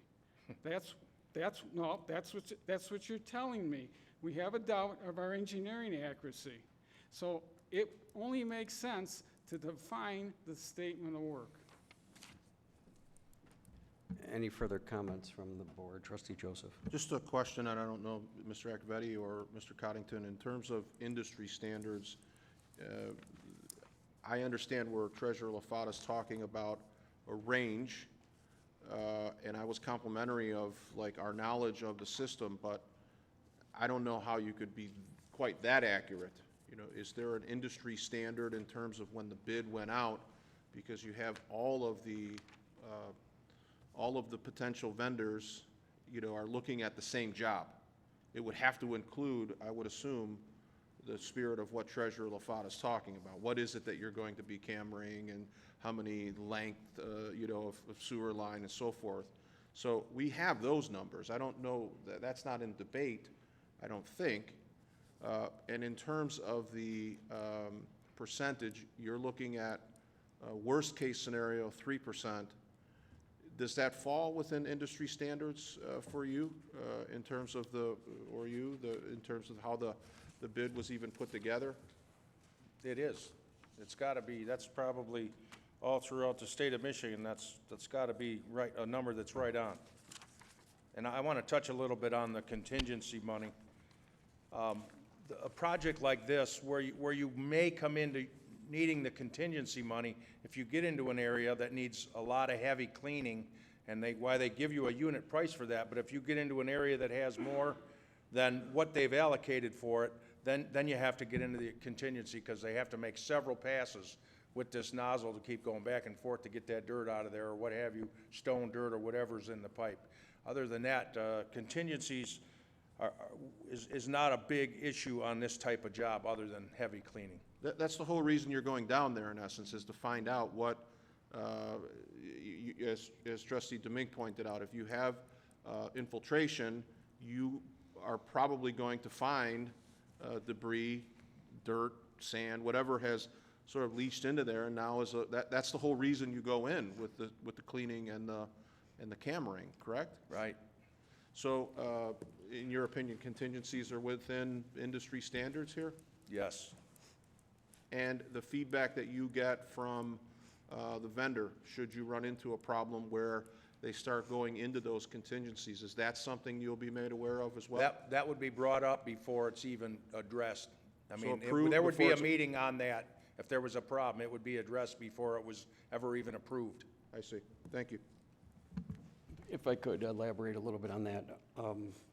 The accuracy of the design to figure out what that contingency is, or what that difference in quantity, potential quantity paid versus bid, depends on the job and the item. So some items, especially the things you can see, if you want to put in a 20-foot by 20-foot brick slab, we all know that's 20 foot, you know, we all know the square footage there. We can figure out how much stone is going to be under it. You know what exactly happens. When it gets more complicated is when you get into large concrete pieces or underground construction. So the estimate here, there's 17 items on the job. The engineer is estimating 68,900 lineal feet of cleaning at the unit price. The low bid's at a unit price of 0.9 feet. So if we get out there and the 6 to 12-inch sanitary sewer ends up being 60,000 lineal feet of cleaning instead of 68.9, we only pay for 60,000 feet at 90 cents per foot. That's correct. The actual unit price number never, ever, ever changes. The only thing that always changes, except for lump sums, always get paid as number one, as an entire one. And there is great details in standard specifications and supplemental respects that detail very, very clearly, sometimes 10, 20, 30, 40 pages of what bonds, insurance, and mobilization equals, what traffic control equals, in how those items get paid, and it's in the contract. So when you get underground, you get more uncertainty. So hence, more protection for the owner to bid by the unit price. In this instance, it's even worse, or more uncertainty in that is heavy cleaning. We don't know until we stick a camera down there if we are going to need to spend an extra 5 hours on a 1,000-foot piece of line out of the 68,000 feet. So the industry or the engineer uses their best standards of how many feet and how many hours is it going to take to, or should it take to do this? So they plug a number in of 40 hours of heavy cleaning. They give us a unit price per hour. In this instance, it's 175. So that number could go up and down based on what we find. And that's kind of a quick snapshot as to the deeper you get in the ground and the less certainty on these actual units and how many lineal feet are going to go in. Treasurer LaFata. I'll buy into the contingency to cut this short. What I still don't understand is we're looking at $43,000 worth of engineering fees in here, and we still don't have a defined statement of work of what we're going to get in those categories. Well, that's page 1 of what they put together there. It's not defined, it's really not defined like, it's not saying that they're preparing construction. Engineering for this project says prepare construction plans, coordinate bid specifications. So some of this stuff for engineering, according to this project, in this project's already been done. So, and the engineering percentage is the same for this project as it is the one that we're talking about right now. So I'm trying to understand the statement of work for this project. And I don't think it's too much to ask for $43,000 because it determines responsibility. And $43,000 on a $200 and some thousand project, you know, is quite a sum. And if we don't know what it is, you can't hold somebody responsible for something that is not documented in a project. If you don't have a statement of work or what you're going to get, you can't hold somebody responsible. And I don't know why we can't take a week or so to do that and then kick this off, because I'd feel a lot better. I'm not, you know, it's just not the right way to do business. Any further comments from the board? I am very opposed to pushing this back 2 meetings. There is this contract in front of us, which we would need to execute probably has a hold period on it, where how long these bids or these prices are good for. I don't know if you know that number off the top of your head. I can peek through the contract book, along with the how it impact the schedule of when they want to get going. Yeah, I'm not exactly sure on the schedule.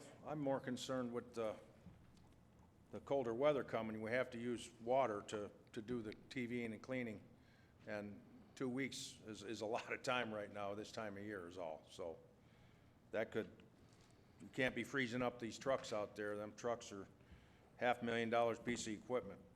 So Yeah, I see it's got a 90-day substantial completion, so. yes, we want to get it done this season before winter sets in. And I'm very comfortable with, like I said, every item, the work product, the whole smash, and I think we should proceed. Any further comments from the board or comments from the public? Motion, Trustee Joseph. Just, I speak fluent LaFata. I know very comfortable, has him getting angry down there. I would ask this. I'm going to vote yes on this project and get started right away. I think there's some valid points being made about accountability, and in the spirit of working together, I think there's no reason we can't answer those as the project is going. And Mr. Coddington, I have faith in you. I'd like you to bring back to the board if we run into problems and we run into issues. In particular, it's been 4 years, and as soon as you say AEW, you got sparks on this board. So I think you could mitigate a lot of that by just bringing forward any concerns that you have regarding the engineering fees, and watch those, and maybe bring some peace to the board by giving us updates on this. You can do that through emails. You don't have to come to the board in a department report. But I appreciate and respect Treasurer LaFata. He goes through these books. Again, it's not about anything but what he's been trained his whole career. It's not personal. I know he feels strongly about it, and if you could alleviate some of that as the project is going without delaying it, because 2 weeks makes a whole lot of difference you start getting to the back end of this 90-day project. So I agree with you. I don't want to see it delayed, but maybe you could help alleviate some things on the board and bring forward any concerns you have. I will ask that we get the reports, the work product back as soon as we can every week, and I will forward that stuff to all of y'all. Thank you. Treasurer LaFata. Is it possible to get a defined statement of work if we kick this off within the next week? So that if we can regurgitate this at the next board meeting, if it's not satisfactory. That's kind of what this contract is, Treasurer Well, LaFata. the contract doesn't like it. I'll show you what AEW's put in other projects as far as what's in engineering and everything else. It's, that contract doesn't really. Well, we're trying to clean about 100,000 feet of sewer. I understand that, but the engineering part of it requires a statement of work. Engineering always requires a statement of work to understand who's responsible. And I will show you this. You've seen them before. Lyle Wynn's given me 2 or 3 of them, and in fact, he sent this one that I've got right now to the Township Board. I'm surprised nobody's actually read it to see what's in there. But it's confusing when I'm looking at engineering, and like I said, some of this engineering has already been done on a previous approved expense. So it doesn't balance. And if we're gonna move forward with it, I don't have a problem, but I can't understand why AEW tomorrow or the next day can't put together a statement of work in each bucket that they've got a cost in here that equals $43,000. In other words, what are we getting for the 5.7% in engineering? What responsibilities do they have? What are they gonna, for contract administration for 3%, what responsibilities do they have? Just so you know too, that this 43 is an adjustment to the original, we're not adding this on to the original motion from the last board meeting. Not adding it, I forget what the first one was, the 25,000 or whatever that was. We're not adding 43 onto that. We're adjusting the 25 to 43 or whatever the number was. So we're not adding it on. Yeah, it's considerably less than the first estimate we came to the board with. So some of the work already is done, you are correct, but it's already built in. And they've been paid for some of the work that's already been done, an invoice for it. I understand what you're looking for, a statement of work. Thank you. We have a motion by trustee Demink, support by trustee Vosberg to approve item 7F as submitted. Deputy Clerk Nyza, please call the roll. Trustee Demink? Aye. Trustee Vosberg? Aye. Trustee Joseph? Aye. Trustee Anderson? Aye. Treasurer LaFata? Aye. Supervisor Acciavatti? Aye. Motion passes. Thank you. Thank you. Item 7G. Approve a recommendation from the Department of Public Safety to purchase an upgraded camera system from Abel Electronics in the amount of $74,440.74 from GL number 205-301-907. Do I have a motion? Support. Motion by trustee Joseph? Sure. Support by trustee Anderson. Director Coddington. What we're asking here is the video systems in and around the police station, which include interior, cell area, prisoner area, and then security cameras throughout the building to be upgraded and replaced. Our current system is over 12 years old. It actually was a reinstall and then an add-on as we moved into the building. It's antiquated. A lot of it is analog video that we have to manage. What we're asking to do is upgrade. This solution that we've picked is a conglomeration of working with our IT and some outside vendors. We actually put this out for bid. When we got the bids back from Mitten, there were aspects that we didn't understand and we educated ourselves on. So this price, once we got with our IT company, our IT vendor, we kind of cleaned it up and we got what we wanted out of it, and we added some functionality that we didn't think we could get. As you know, we have 3 outbuildings, the 3 fire stations. This integrates all of those cameras into one spot now and under one platform. As far as the video that we have to release and produce and On the prisoner side, we had to manually sit down and blur faces, remove names, redact information that was recorded. This platform now allows us to do that with much greater ease. And then again, it integrates with the two outbuildings that the fire stations that we monitor all within dispatch. So I'd like to say that what we're asking for to date also is we saved about $30,000 from the original bids that came in through Mitten. We reduced it, and I think we've got a pretty long-term solution for the building that gives us some manageable opportunities as far as user end. Treasurer LaFato? Does that make us almost Comtech compatible, where we can view, like at dispatch, all of our cameras from one location? We have that ability now, and we're building and expanding on that. This component does meet that. We currently monitor the cameras here at this facility, the external security cameras. We recently added both fire stations to where our dispatchers, so our plan and our capital plan is a video wall similar to what they have at Comtech with just Chesterfield Township buildings and structures. Thank you. Trustee Anderson?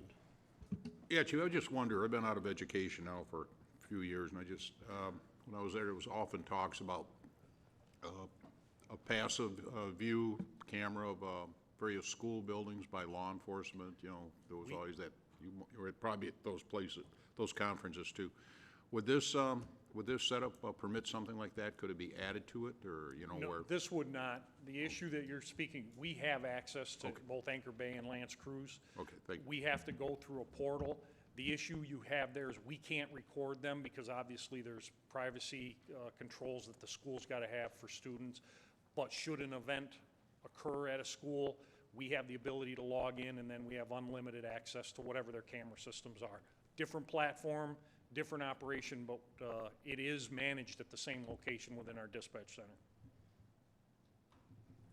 Any further comments for Trustee Joseph? Yeah, just real quick, Chief, this enhances safety for sure, but the question about, I'm curious to know, when do you think it pays for itself when you get to the hours it takes to redact and do some of the video editing, you know, type things? You're obligated, I think, if I'm wrong, I don't remember, that the lowest priced employee or hourly rate employee to satisfy a FOIA is what you're going by. You could be hours and hours and hours satisfying a FOIA. I'm assuming this cuts that process down quite a bit. Absolutely, and that was one of the things that we learned in this process was how we could better do that. The minute, once this camera is up in operation, there's going to be some restructuring, and it's actually going to free up a sergeant to do other jobs instead of doing one of these dedicated solely to redact and release this video. Great, thank you. Comments from the public?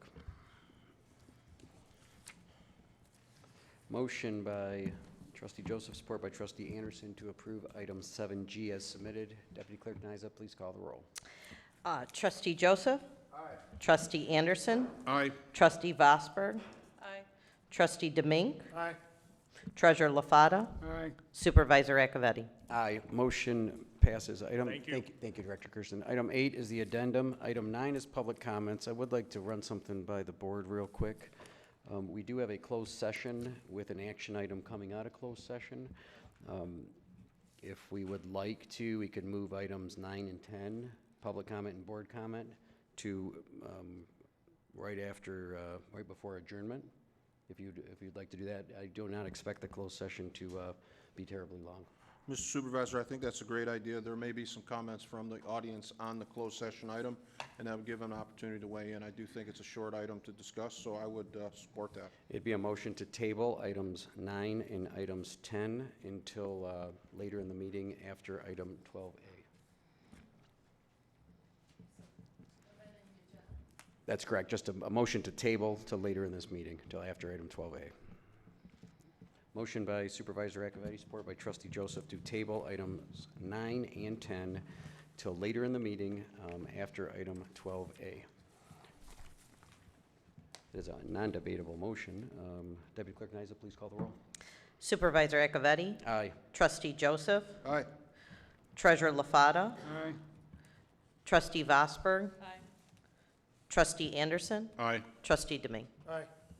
Motion passes. Item 11 is closed session. 11A. To consider the purchase of real property pursuant to Section 8D of the Michigan Open Meetings Act. Do I have a motion to enter closed session? Motion by Trustee Demink, support by Trustee Joseph to enter closed session. Deputy Clerk Nyza, please call the roll. We will be leaving, the board is going to be leaving and we'll be coming back in. Trustee, Treasurer, I'm sorry, Trustee Deming? Aye. Trustee Joseph?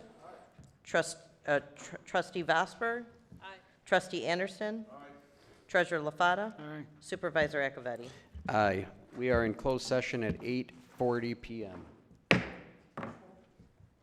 Yeah, fishbowl.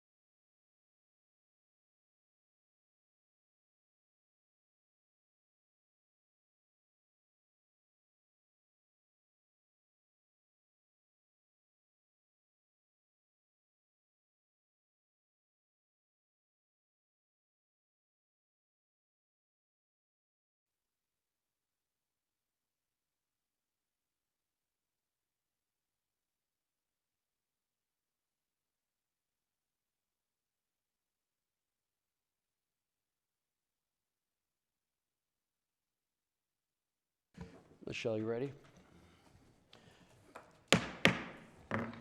Do I have a motion to re-enter open session? Motion to reopen open session. Motion by trustee Joseph to re-enter open session. Is there support? Support by trustee Demink. Deputy Clerk Nyza, please call the roll.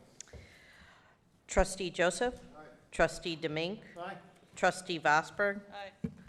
Treasurer LaFata? Aye. Trustee Anderson? Supervisor Acciavatti? Aye. We are back in open session at 8:57 PM. Mr. Supervisor, I'd like to offer a motion to approve the retention of Allen and Associates to perform an appraisal for $5,000 for a potential purchase of township property. Motion by trustee Joseph. Support. Support by trustee Demink. Discussion. Comments from the public.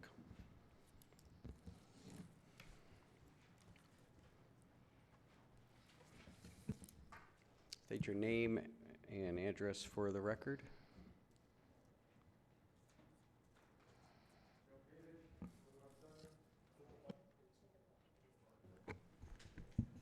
Joe Kadich, I live on Sutton. Basically, you met in session as to the property that I guess you're trying to purchase. And I got a feeling it's probably the Salt River Golf Course, but I'm just wondering why it takes an outside appraiser to determine what you're gonna pay, if that's what it's about.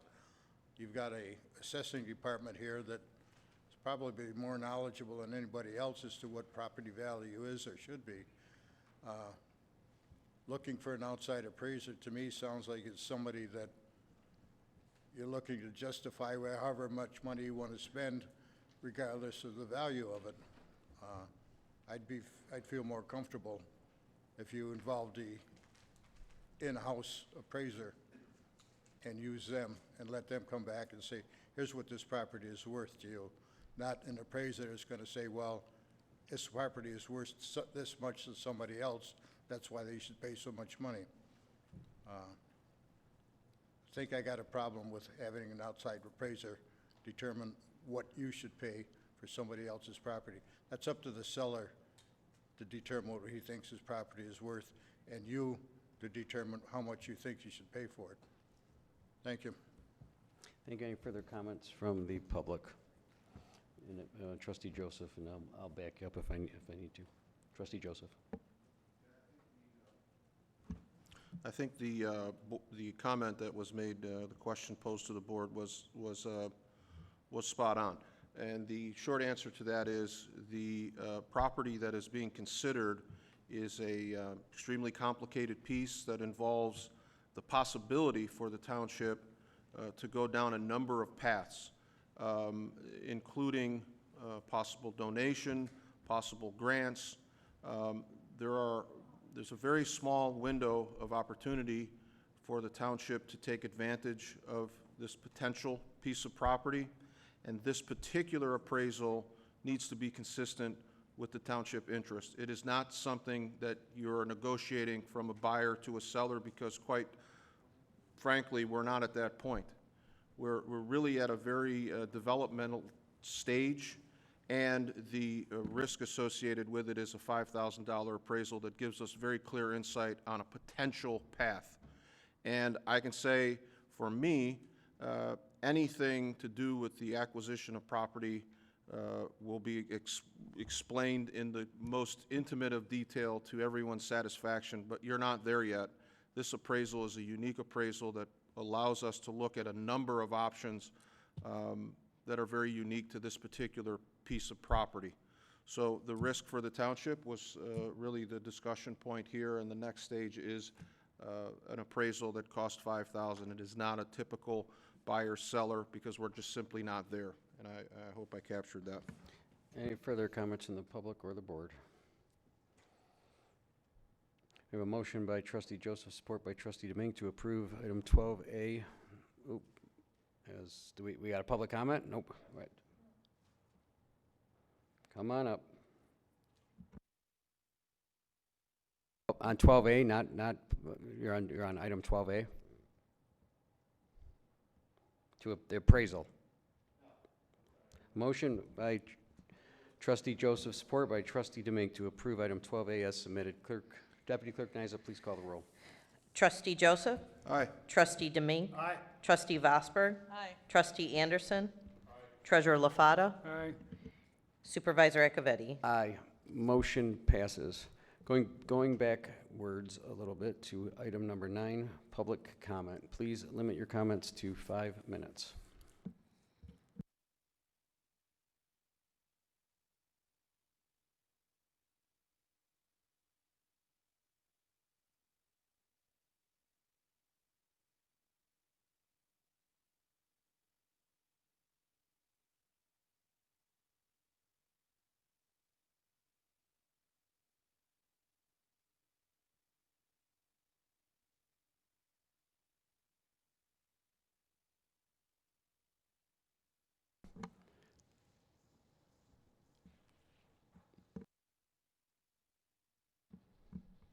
You don't want to use up your whole 5 minutes without speaking.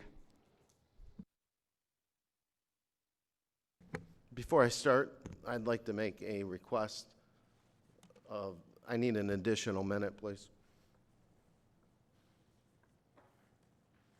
That would require a board member to suspend the rules. If somebody wants to make that motion, I'll entertain it.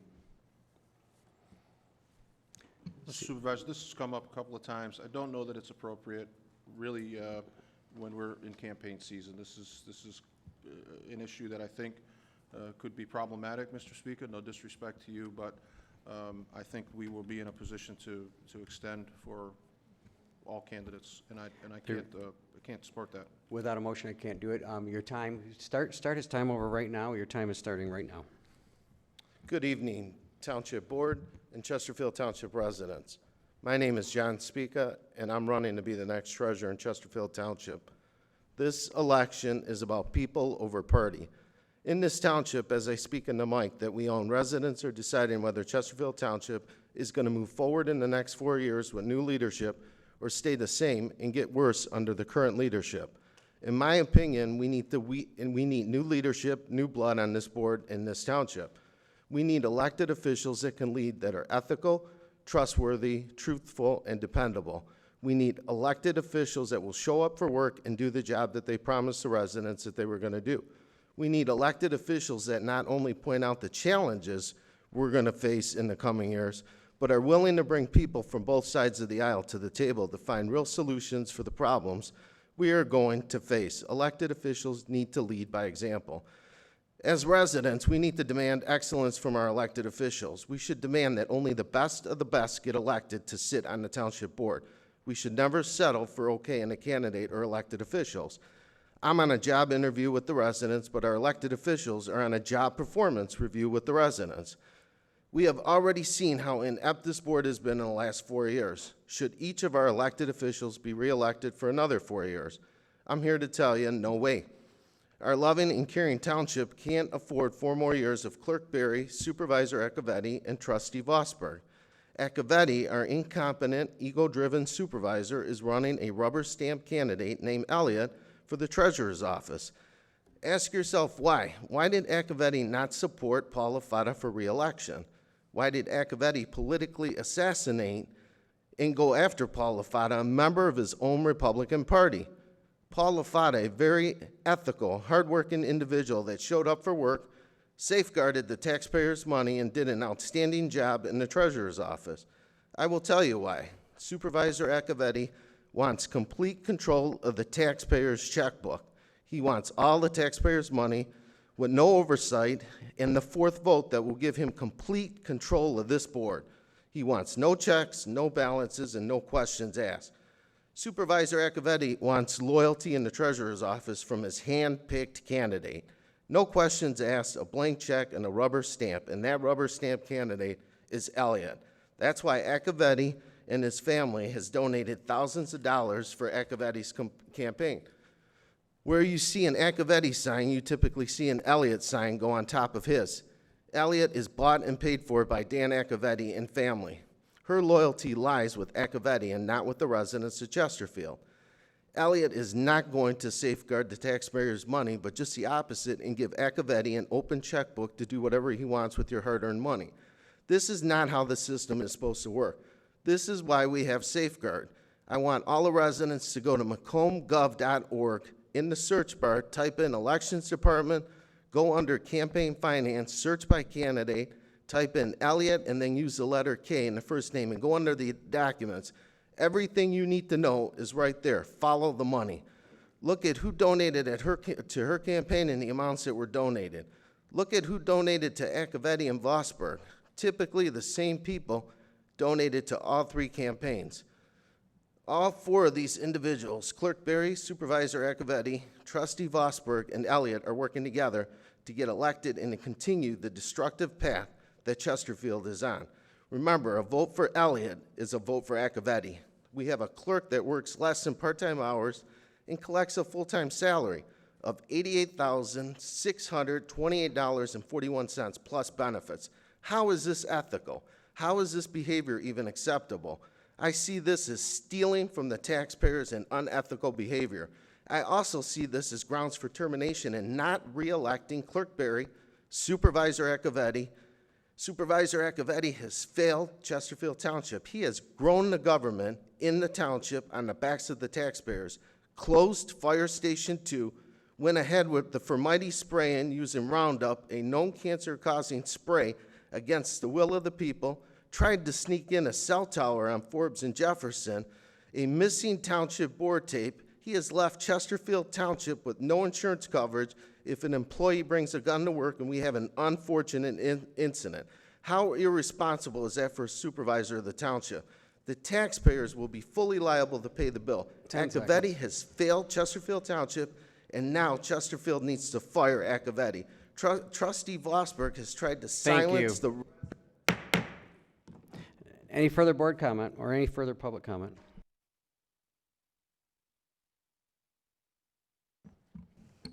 Terry Weston, 28605 Wales Drive. I just wanted to come to the board and let them know that I have been appointed to the Veterans Affairs Commission. I am a commissioner now, and I want to offer my services to Chesterfield. So if you know anybody that is a veteran that needs help or assistance, please send them my way. I will be providing my business cards and some flyers in the near future. And I just wanted to say thank you to Miss Merriweather for giving me the opportunity. She sent the announcement to me and let me know that I would be a good candidate, and I am now a Veterans Affairs Commissioner, and I would love to help my veterans. Thank you. Thank you, Ms. Weston. Any further public comment?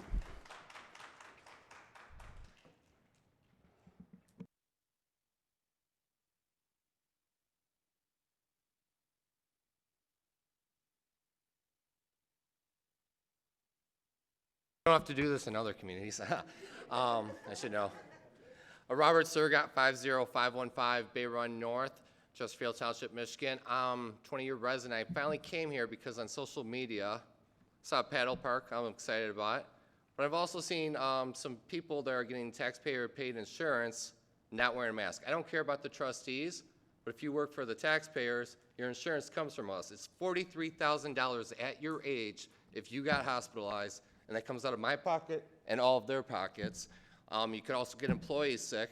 That's $43,000 a person on average. There's an 80% increase in southeastern Michigan, and I would just like to see some better judgment used by Clerk Berry, who's been posting posts of, I like the absentee ballot posts going out, but I don't like seeing no mask on when you're getting my insurance. When we're paying the insurance, that's socialism, because you're a government entity and you're collecting it, and you gotta take responsibility. Thank you. Thank you, Robert. Any further public comment?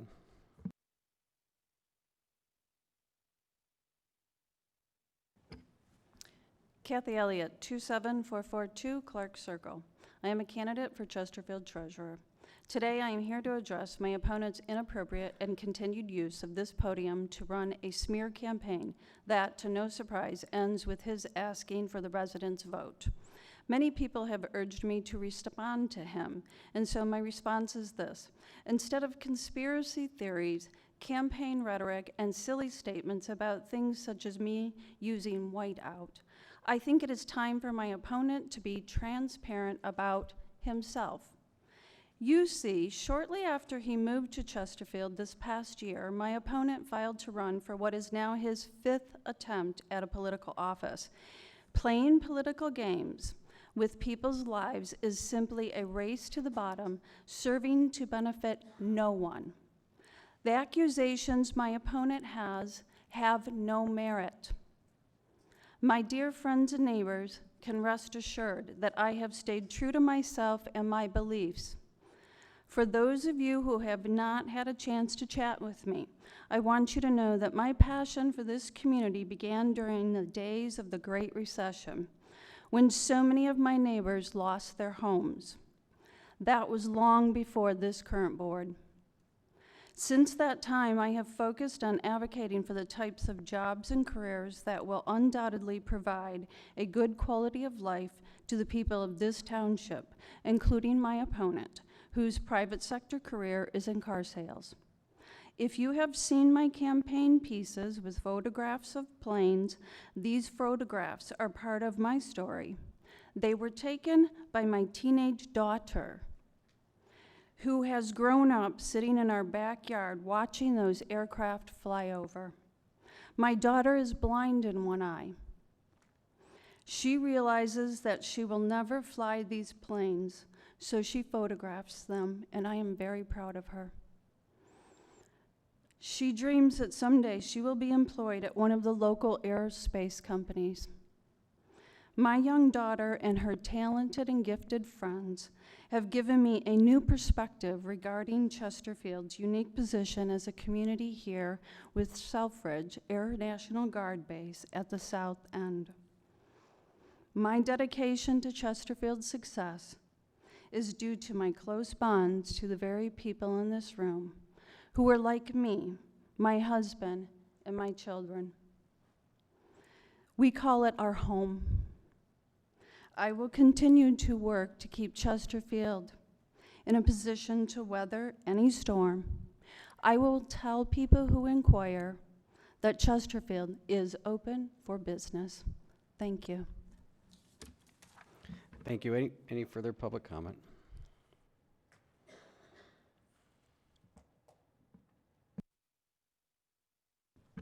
David Fuller, 29681 Jennifer Drive. Hello everyone, I'm David Fuller Jr. I've been a resident of Chesterfield, Michigan since 2003, so that will be 17 going on 18 years. I live by 24 Mile in Gratiot.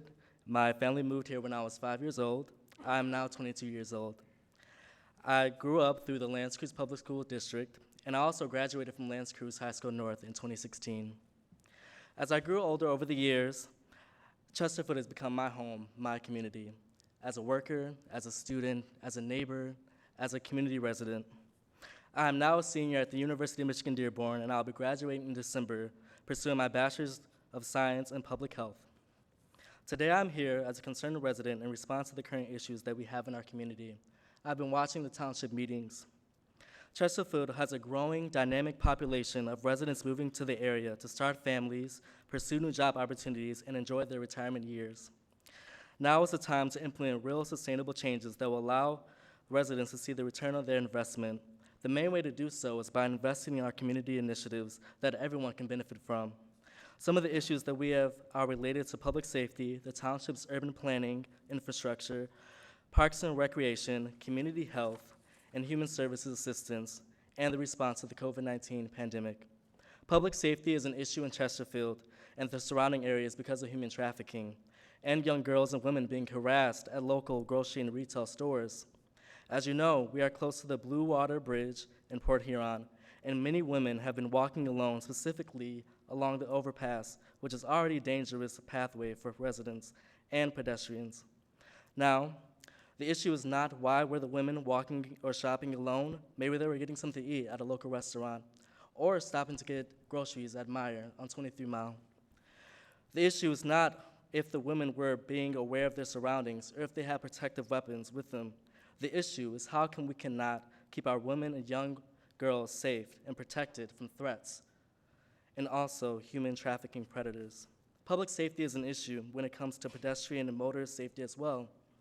Motor vehicle accidents involving pedestrians is increasing each year, According to the Michigan Auto Law Report on the top 20 most dangerous intersections in Michigan for 2019, 23 Mile and I-94 had 94 crashes and 24 injuries.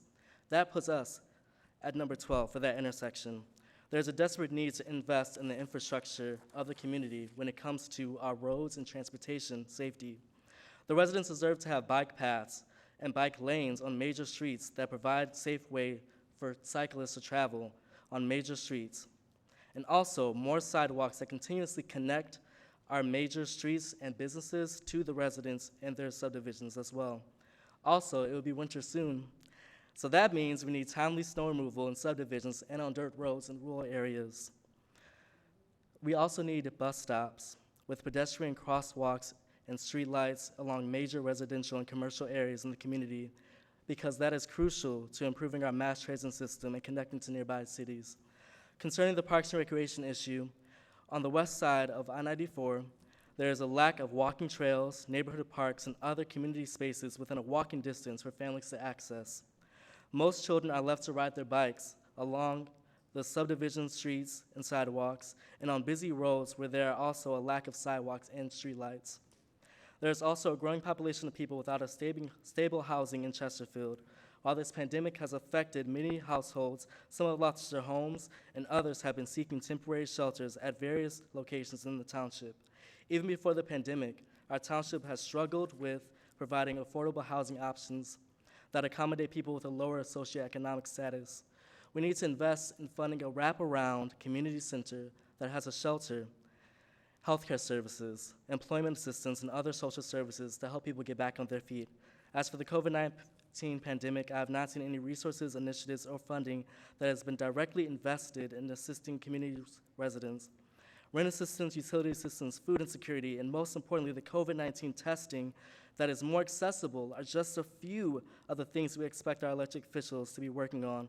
I look forward to seeing what is in the works to create tangible changes that promote health equity for our residents and addresses the issues I just explained. We need elected officials to care about the concerns of residents like me and will be transparent on what issues are being addressed and the outcomes they are advocating for. Real change can only happen when the community is 10 consulted seconds. and actively involved in the process of community planning and development. Thank you for your time and consideration. Thank you, Mr. Fuller. Very, very nice job, young man. Any further public comment?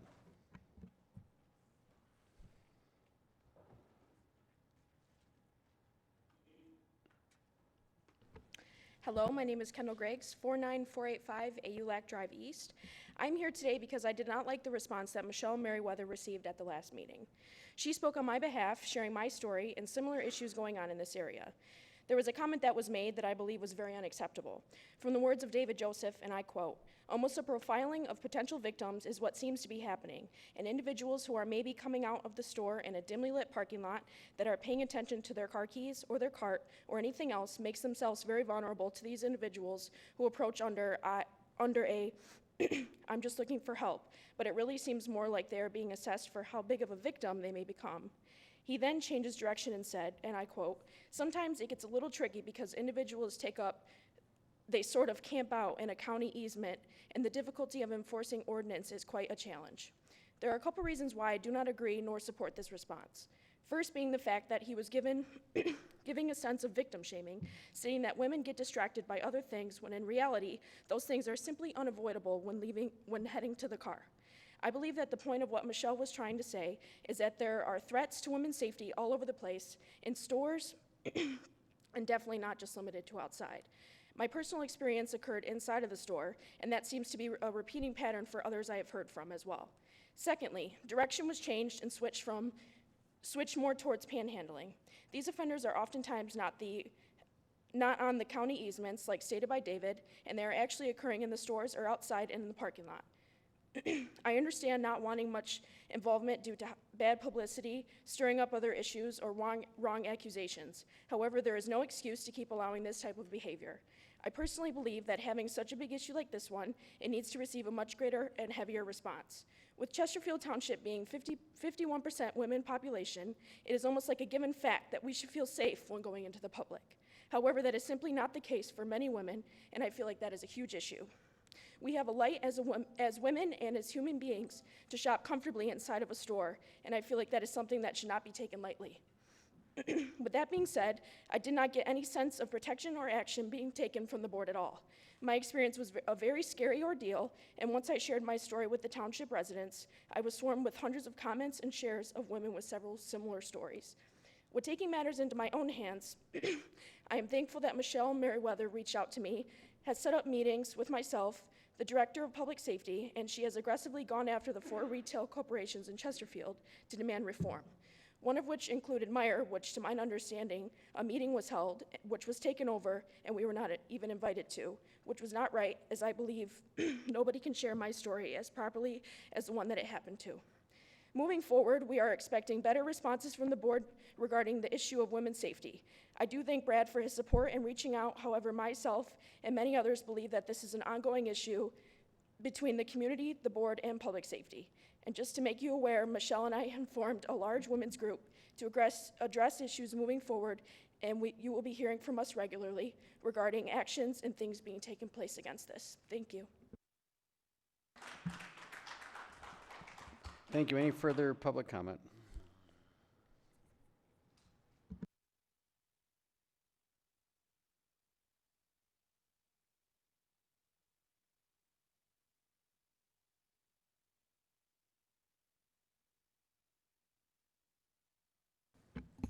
Joe Kadich, I live on Sutton. I wanted to follow up with basically what my comments were when you came back from the closed session regarding an appraiser. And this goes again, I guess, to picking up more property. I'm thinking it's probably the golf course.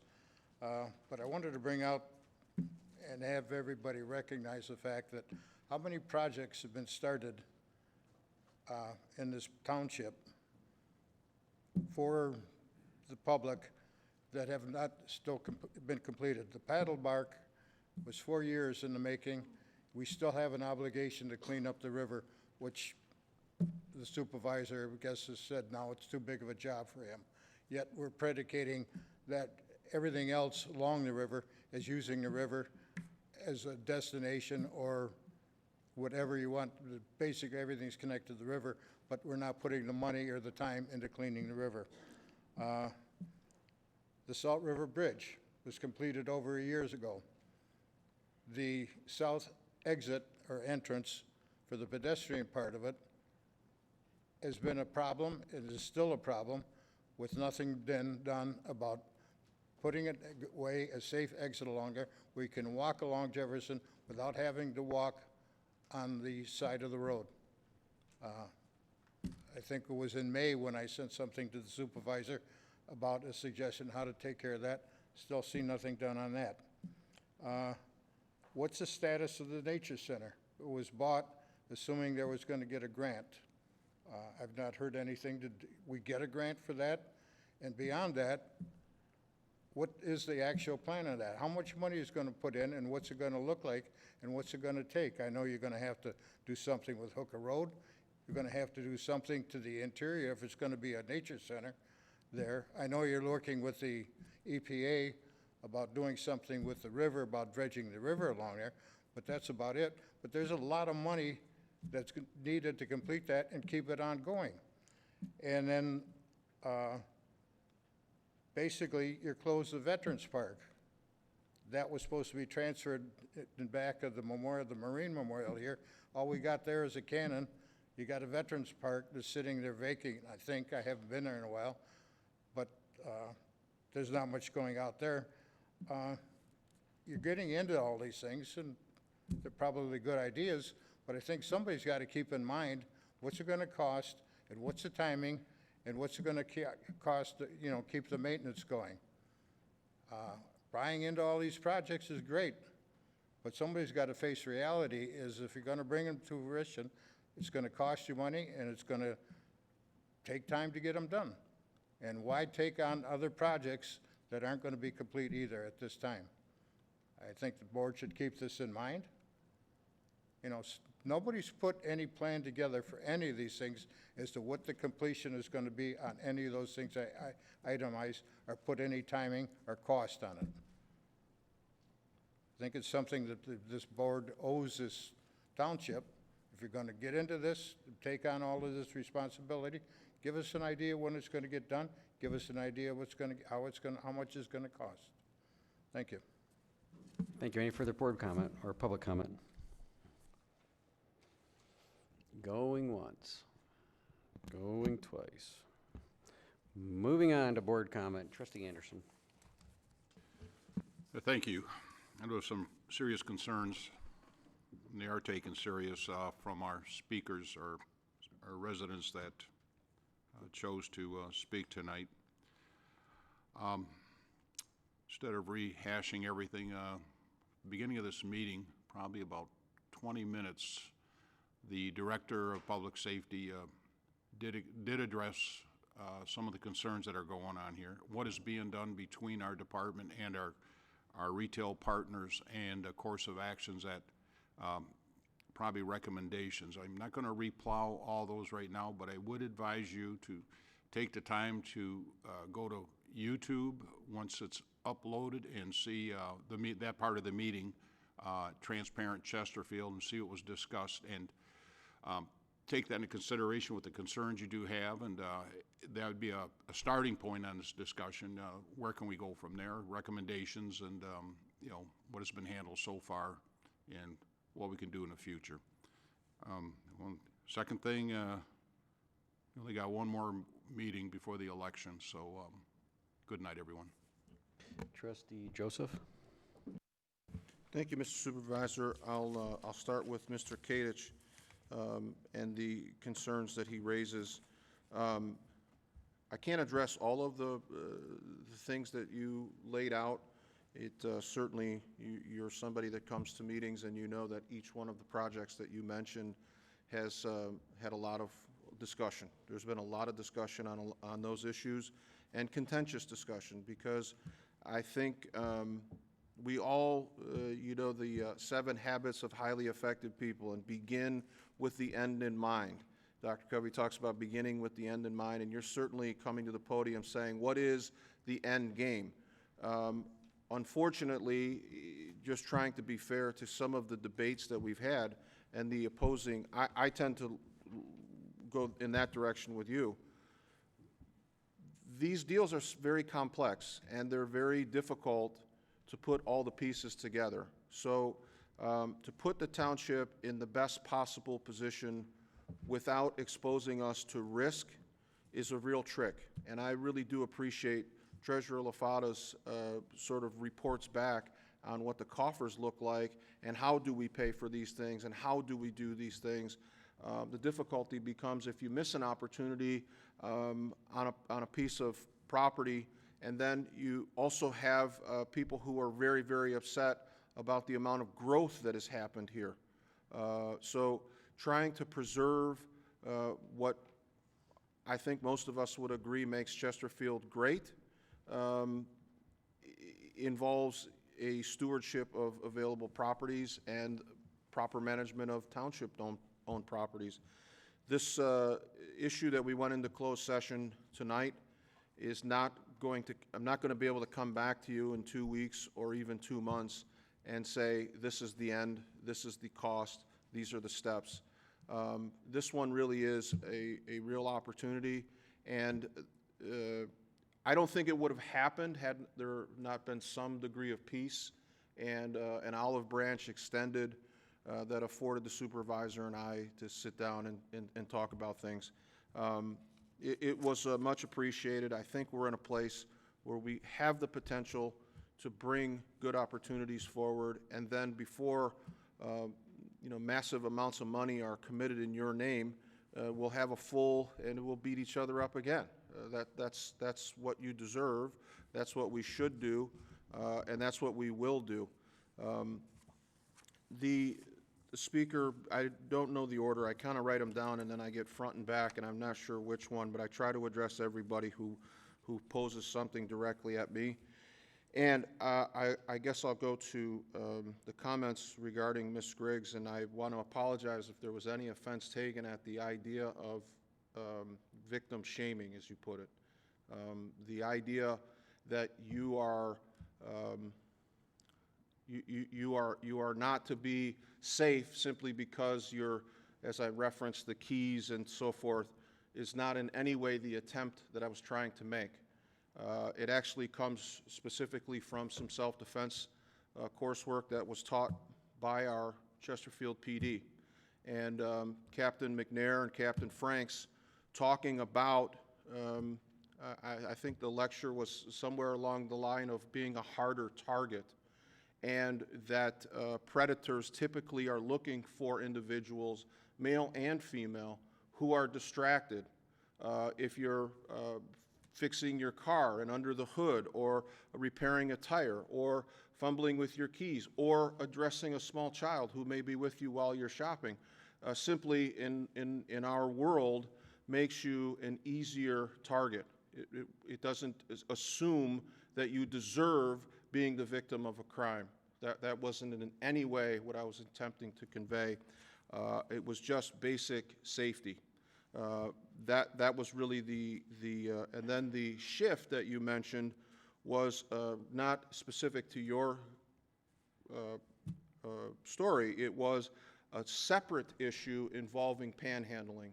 And we hear from shoppers, we hear from the property owners, we hear from people who leave the Walmart and are approached, and how we deal with that. I can't imagine how many calls Director Kirsten has received from various entities saying, what can you do with these individuals who are panhandling? We heard from our attorney tonight that unless you're, well, even if you were willing to say to the Knights of Columbus, you can't do it either, it's unconstitutional. That in essence, unless there's an impeding of traffic, and it becomes more difficult when the person is not on private property. So if the individual is panhandling on private property, the property owner has a right to say, I don't want this individual here. But if they're entering the county easement, it becomes very difficult to enforce that. So certainly there was never an attempt to minimize the traumatic event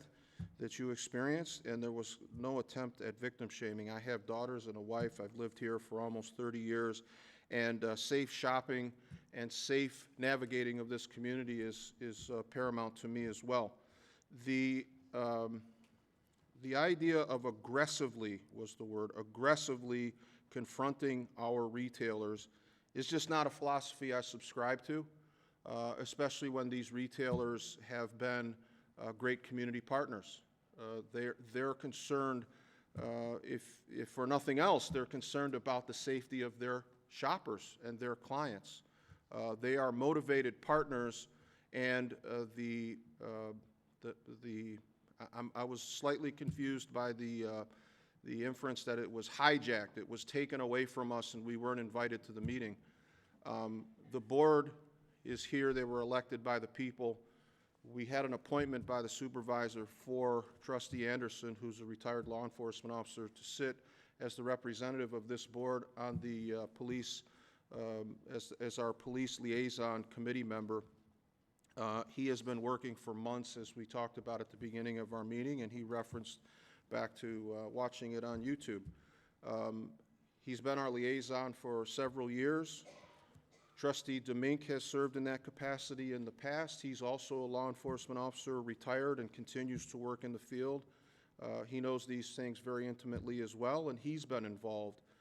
This is a problem that, unfortunately, I think is amplified just before an election, and it's regrettable. Because when somebody comes to a board meeting for the first time, and really since I've been here for quite a while, you show up a few months before the board meeting, and then before the election, and you start talking about taking our vendors to task aggressively. I don't know that that's the right approach. I don't know that we want to do that.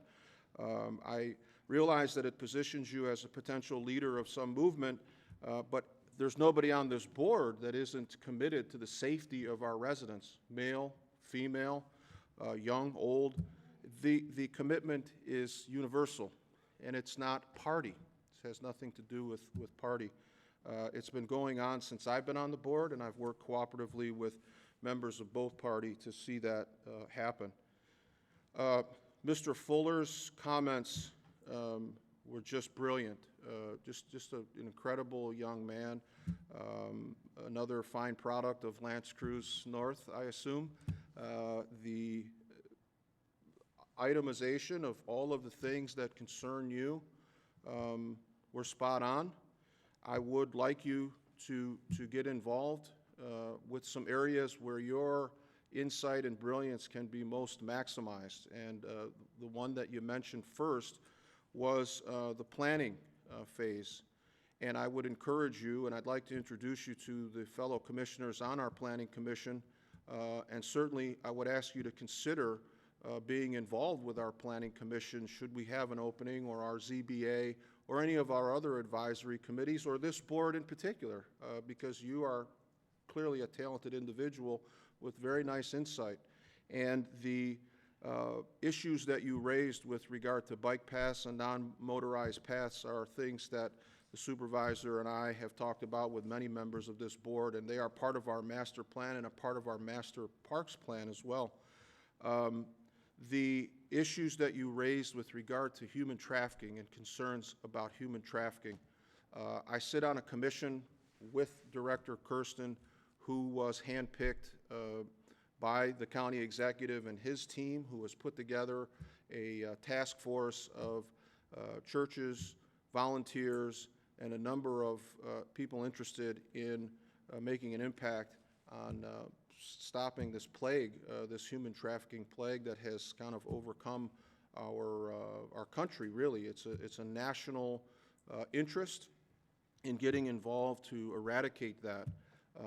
I don't speak for the court, so I can't get into great detail, but Trustee Demink can vouch for me here. He knows the judge in particular. That's Judge Jokic, is very, very concerned with human trafficking, and she actually put together what could be the first human trafficking court really in our region, right here in Macomb County. She was asked by the governor to put together a team, and I'm very proud to serve on that team with her.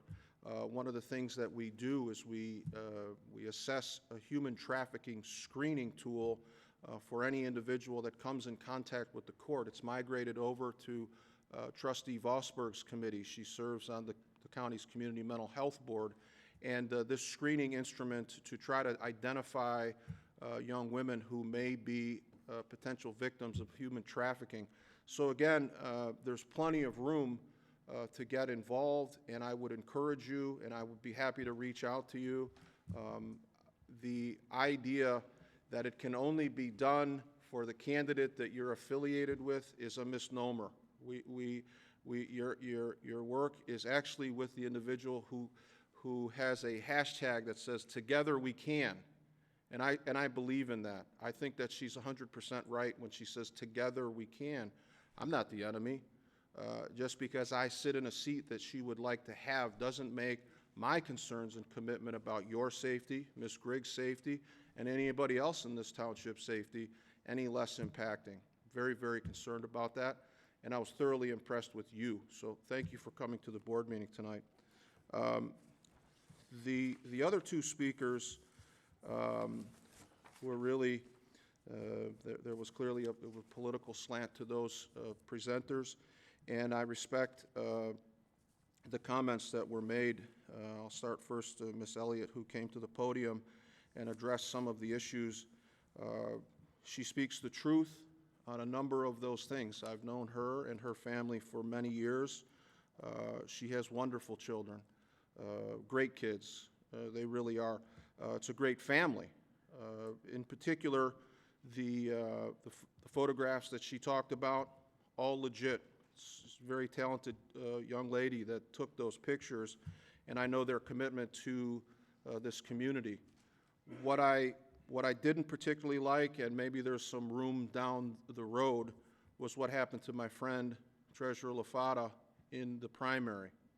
It was a very ugly thing, and I don't know who was involved with who, but I like being out in the community, and when somebody asks me, hey, do you know the candidate Merriweather? Do you know Mr. Grievous? Do you know Treasurer Hartman? I'll stay quiet if I don't have anything good to say, But there's been some very positive things. Mr. Grievous left, but I got a call last week from a real hardcore Republican who wanted to know about this Grievous guy. And I was happy to tell him what I knew about Mr. Grievous and him being an honorable person. And despite the fact that I'm a Republican, he's a great guy. He's a great guy. I didn't like going behind some of my Republican friends and hear what was being said about me and Trustee Anderson and Treasurer LaFata. And the hardest thing for me to get over will be knowing his record and service to this country and having individuals come forward and call him a traitor. That hurt. And it hurt because he was talking, that issue came about because he was talking about an issue that Mr. Speaker raised having to do with, I think, what arguably could be considered common sense gun policy in the workplace and the position that it put our township in with relation to insurance. And so for him to be just raked over the coals and then see that individual be very involved with particular campaigns, it really hurt me quite deeply. It was really not good.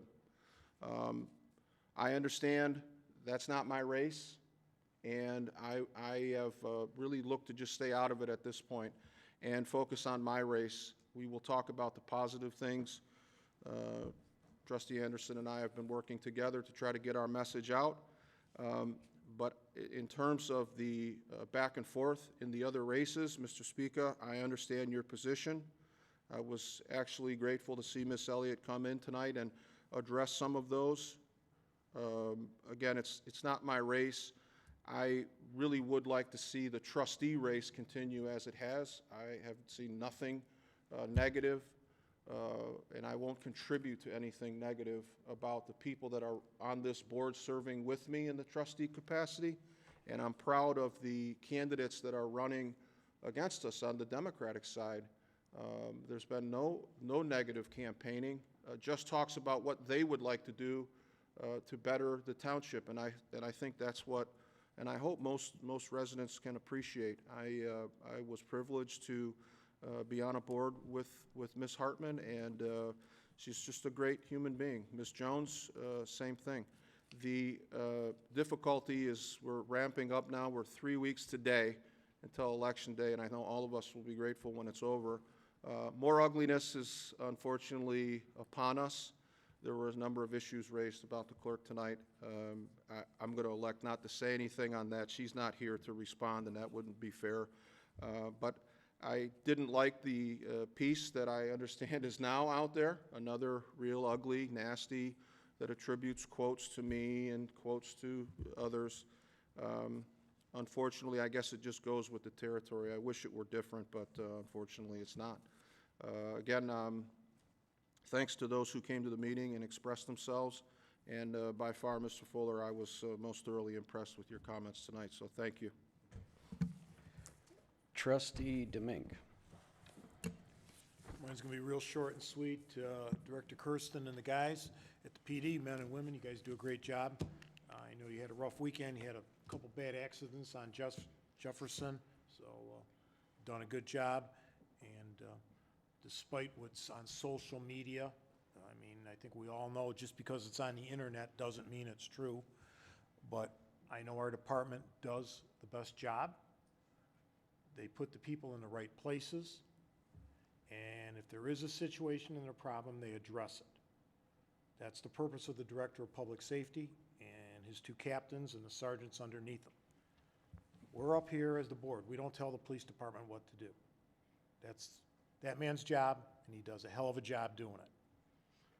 So, and I've been in this business a long time, as Mr. Anderson and Mr. Joseph has been his part. But, you know, when it comes to running the police department or public safety, that's the director's job. He knows where to put his guys and how to adjust the problem. They've handled numerous felony cases, homicides, and everything off for the years. And all the years I've known Director Kirsten, go back 30 years. He's always done one hell of a job, and I'll back him and his men anytime. Thank you. Trustee Vosberg. Thank you, Mr. Supervisor. I was very pleased tonight with with many of the public comments, because those are the kind of comments that, as a board, we need to hear. We need to know the issues that are important to our residents, so thank you very much. One other thing is, this past weekend, I was over at the Historic Village for an event. Somebody found a car key, a Saturn car key, in the grass over there. So if that belongs to anyone, we turned it into the treasurer's office. If you know of anyone that lost their key, they can claim it at the treasurer's desk. Thank you. Treasurer LaFata. I'm listening to two candidates campaign for my position. I am a lame duck. Problem is, and I mentioned it previously, it'd really be nice if candidates actually dealt with the issues. When I ran for office, you can go all the way back and look at The Voice, and they asked Mr. LaFata what he had in mind. And my comments were the police funding was primary, fair and equitable water rates was second, and a balanced budget. And that's been my goal, and that's been my duty to the township residents that voted me into the office then. Now what we have is we have people that are upset because they're running for office and they put things out like lost checks, I have a plan, bureaucracy, low taxes, pro-business, technology to the 21st century, and efficiency. There's nothing in there really addressing issues. It's a bunch of buzzwords. And when you talk about, and I don't want to be critical, about airplanes flying in the sky, somebody really needs to do some research, because currently F-35As in Burlington, Vermont, and somebody needs to do their own research. They're having major issues. They're closing schools and buying up homes because the noise decibels are over 82 decibels within a home and within a school. If you check Michigan MyOSHA, anything above 80 decibels in a manufacturing facility requires hearing protection, hearing muffs. So before somebody says something, they should really do some research into what they're really telling somebody that they stand for or what they're going to do, because it's everything that I'm looking at is really meaningless. When somebody tells me that the F-35As are going to bring economic boom to Chesterfield, I've been to 2 meetings and asked the question, what's the dollar amount? What is the dollar amount? What's the avenue for this expected revenue? And there's never been an answer. What I have been told is there's a possibility of losing commercial buildings in the south portion of the township where we already have infrastructure, because the impact zone, if there's F-35As, is going to be increased. Also, if you do some research, it's not all glory, because having Selfridge here, I know it's, it's great for defense, but it makes Michigan or Chesterfield Township #1 target for a nuclear attack. So somebody should really, before they talk, before you want to be a treasurer or be any type of elected official, should understand what the real issues are in the township. When I was a resident, I wound up donating many, many hours to try and figure out why the township wanted to raise the water rates anywhere from 27 to 48%. In the math, this didn't work. And guess what? The township residents never got that 27 to 48% increase. And we still have a viable water and sewer department. So if you're looking for something to do, when somebody says lost checks, I'll give you an example. Today, somebody from the clerk's department went over to grab ballots that just came in out of the new drop box before it had a chance to be sorted. And when that happens, there's checks in between those, and there's a possibility of the checks getting lost. And they were told when the mail is sorted, it would be brought over to them, so there wouldn't be another issue. But that issue was dropped on the lap of the Treasurer's Department because it was convenient for somebody to put it on their flyer. Didn't really address an issue.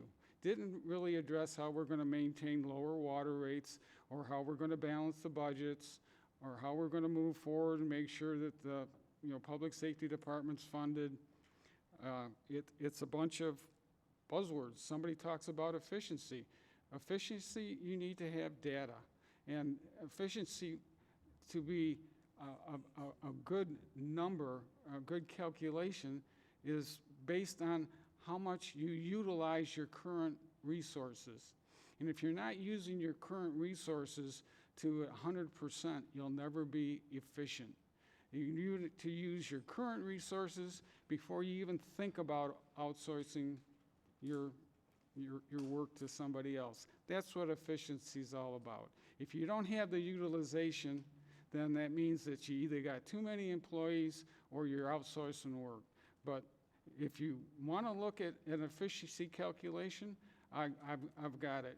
Look at overall efficiency ratings. It's the gold standard, and it'll give you everything in there to calculate efficiencies. The only data right now the township has to measure any kind of efficiency is you take the Plant and Moran audit from last year and put it next to the Plant and Moran audit this year and look at the budget amounts that were spent. That's the only data we have right now.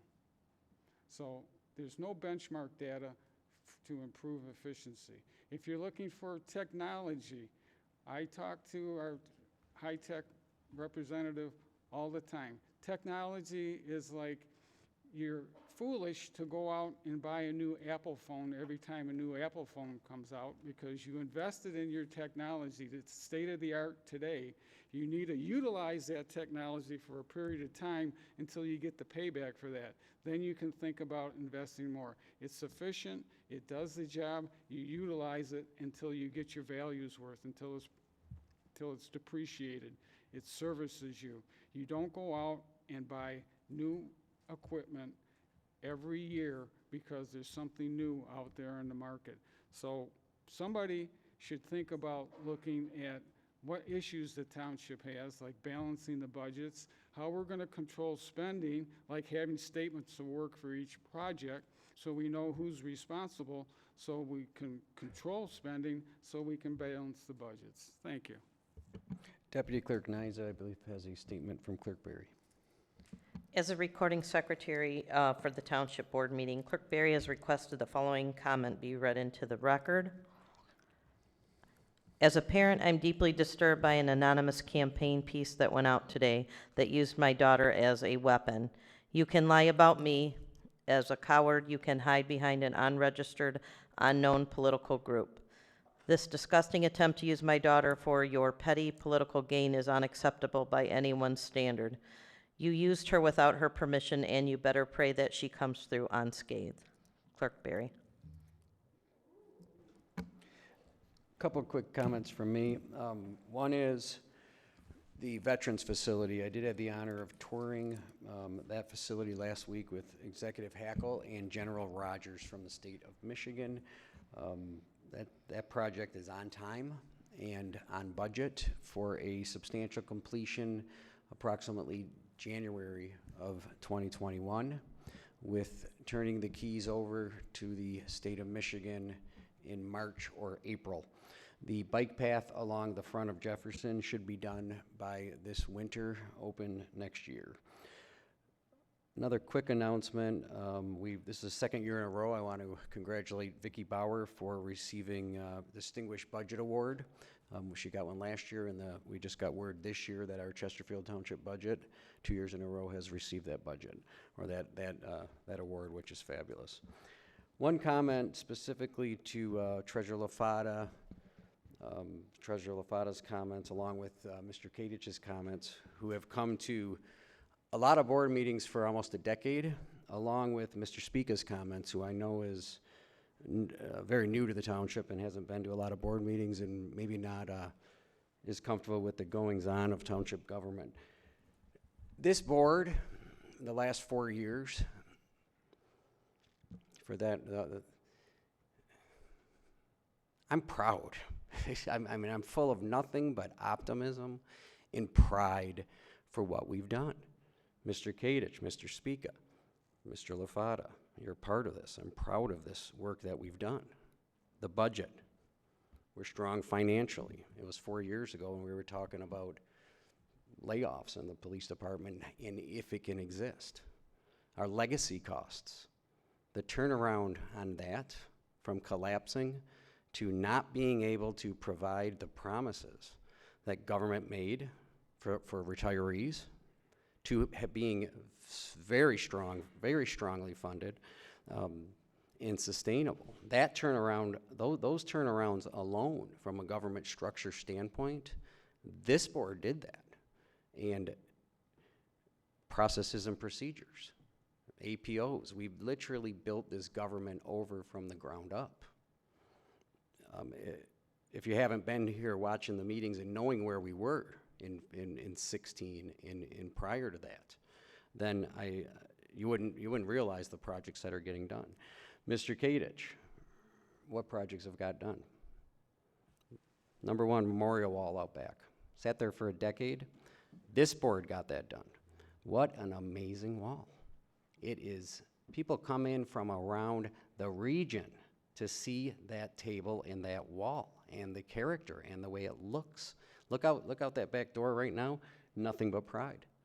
The Weber Paddle Park, yes, it started in 2014. You know who got it done? This board, with substantial grant and donations. Yes, and I drive by that park multiple times every single day.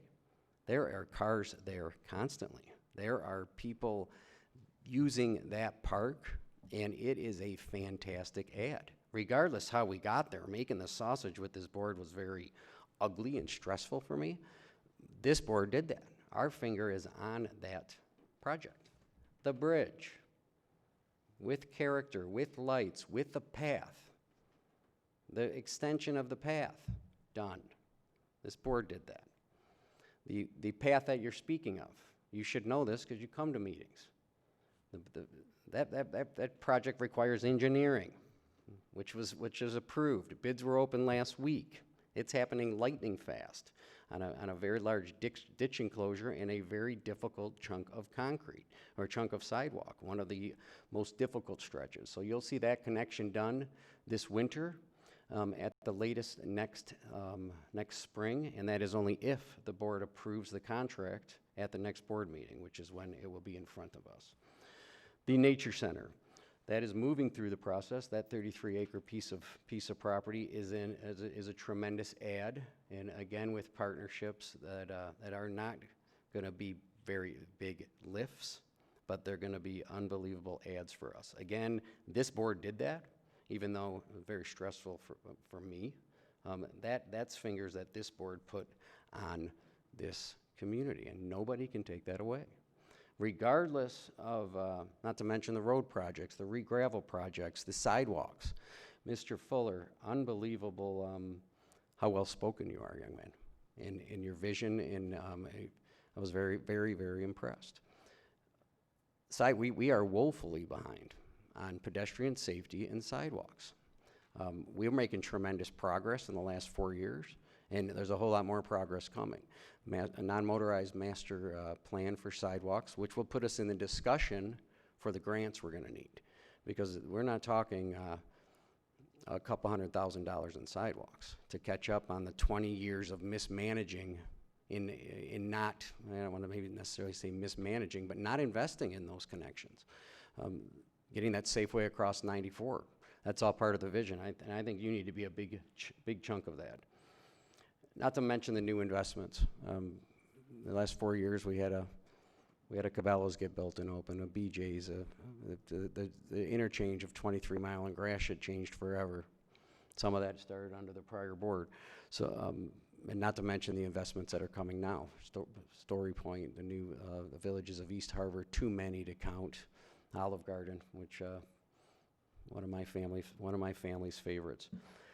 This job is hard enough as it is and important enough, but people just need to take a step back, understand the best you can the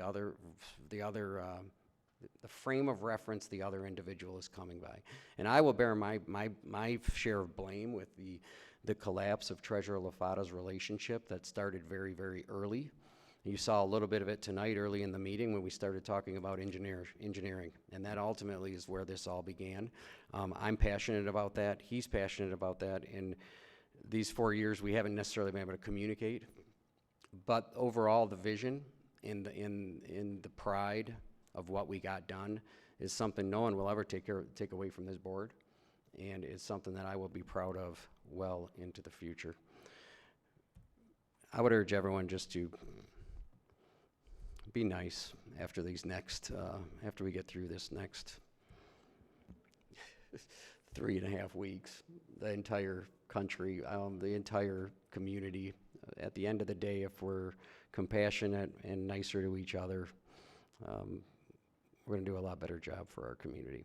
Item 13 is adjournment. Do I have a motion to adjourn? Motion to adjourn by Trustee Domingue, support by Trustee Vosberg. All those in favor signify by saying aye. Aye. Opposed by saying nay. We are adjourned at 10:03 p.m.